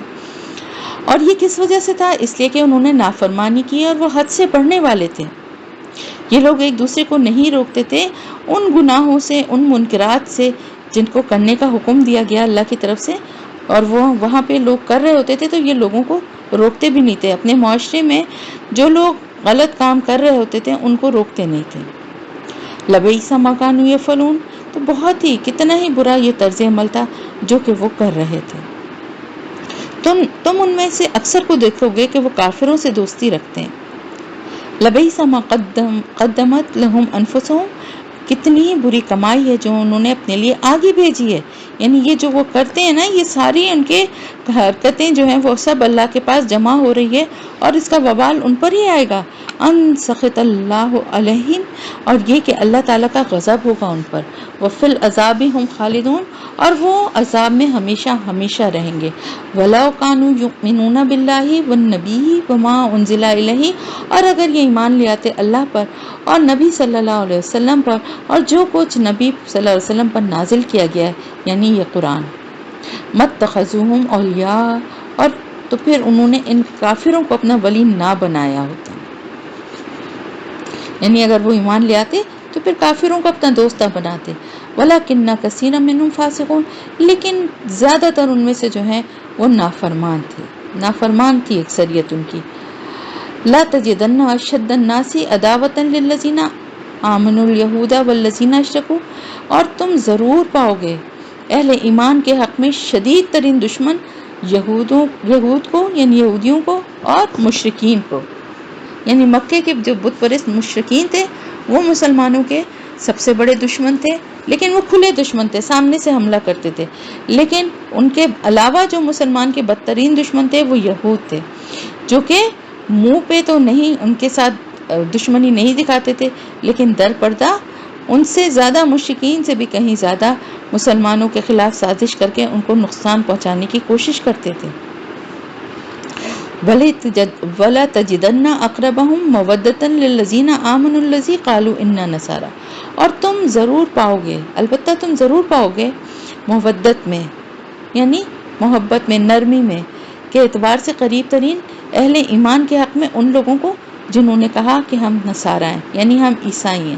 کیونکہ یہ حقیقت ہمیں جو ہے ہم ہسٹری کو دیکھتے ہیں تو ہمیں نظر آتا ہے کہ کس طرح سے یہود جو تھے انہوں نے کتنی شدید دشمنی آپ صلی اللہ علیہ وسلم سے کی اور مسلمانوں سے کی، لیکن جو عیسائی تھے انہوں نے ایسی دشمنی نہیں کی۔ جیسے کہ نجاشی تھا جو کہ اس نے مسلمانوں کو، مہاجروں کو پناہ دی، اور اسی طرح شاہ مصر جو مقوقس تھا اس نے بھی آپ صلی اللہ علیہ وسلم کی خدمت میں ہدیے بھیجے۔ ہرقل نے بھی آپ صلی اللہ علیہ وسلم کے نامہ مبارک کا احترام کیا، اور وہ چاہتا بھی تھا کہ اگر میری قوم مان لے تو ہم اسلام قبول کر لیں۔ اسی طرح میں نے بتایا تھا کہ نجران کے عیسائیوں کا ایک وفد بھی آپ صلی اللہ علیہ وسلم کی خدمت میں حاضر ہوا تھا۔ وہ لوگ اگرچہ مسلمان تو نہیں ہوئے تھے لیکن پھر بھی وہ سمجھ گئے تھے، تو ان کا رویہ بہت محتاط تھا۔ تو یہ حقیقت ہے کہ اس دور میں، یعنی آپ صلی اللہ علیہ وسلم کے دور میں، مسلمانوں کے خلاف عیسائیوں کی مخالفت میں وہ شدت نہ تھی یہ جو یہودیوں کی مخالفت میں تھی۔ ذالک بأن منہم، قسیسین و رہبانا و انہم لا یستکبرون، اور اس کی وجہ بھی تھی، اور اس کی وجہ کیا تھی؟ وہ یہ تھی کہ عیسائیوں میں اس دور میں جو عالم تھے اور جو درویش تھے وہ بڑے، ان میں عاجزی تھی اور وہ نرمی تھی ان میں، وہ تکبر نہیں کرتے تھے۔ علماء حق بھی موجود تھے، درویش راہب تھے، اللہ کے لیے جو سب کچھ چھوڑ کے بیٹھے تھے، تو وہ تکبر والے نہیں تھے۔ جیسے بحیرہ راہب تھا جو کہ عیسائی تھا، جس نے آپ صلی اللہ علیہ وسلم کو بچپن میں پہچان لیا تھا، اسی طرح ورقہ بن نوفل نے آپ صلی اللہ علیہ وسلم کی سب سے پہلے تصدیق کی تھی اور آپ کو بتایا تھا کہ آپ پر وہی ناموس نازل ہوا ہے جو اس سے پہلے حضرت موسیٰ اور حضرت عیسیٰ علیہ السلام پر نازل ہوا تھا۔ لیکن یہ اس دور کی بات ہے، اس دور کے چند عیسائی علماء اور راہبوں کی مثالیں ہیں، لیکن اب وہ قسیسین اور رہبان عیسائیوں میں نہیں ملتے۔ یہ اس وقت کی بات ہے جب قرآن نازل ہو رہا تھا، لیکن بعد میں صورتحال بدل گئی تھی، اور آپ دیکھیں صلیبی جنگوں میں عیسائیوں نے مسلمانوں کے خلاف کیسی وحشت اور بربریت دکھائی۔ اس کے علاوہ اسپین کا، جیسے کہ میں آپ کو بتا رہی تھی کہ وہاں سے مسلمانوں کو کس طرح نکالا اور کس طرح ان کا قتل عام کیا۔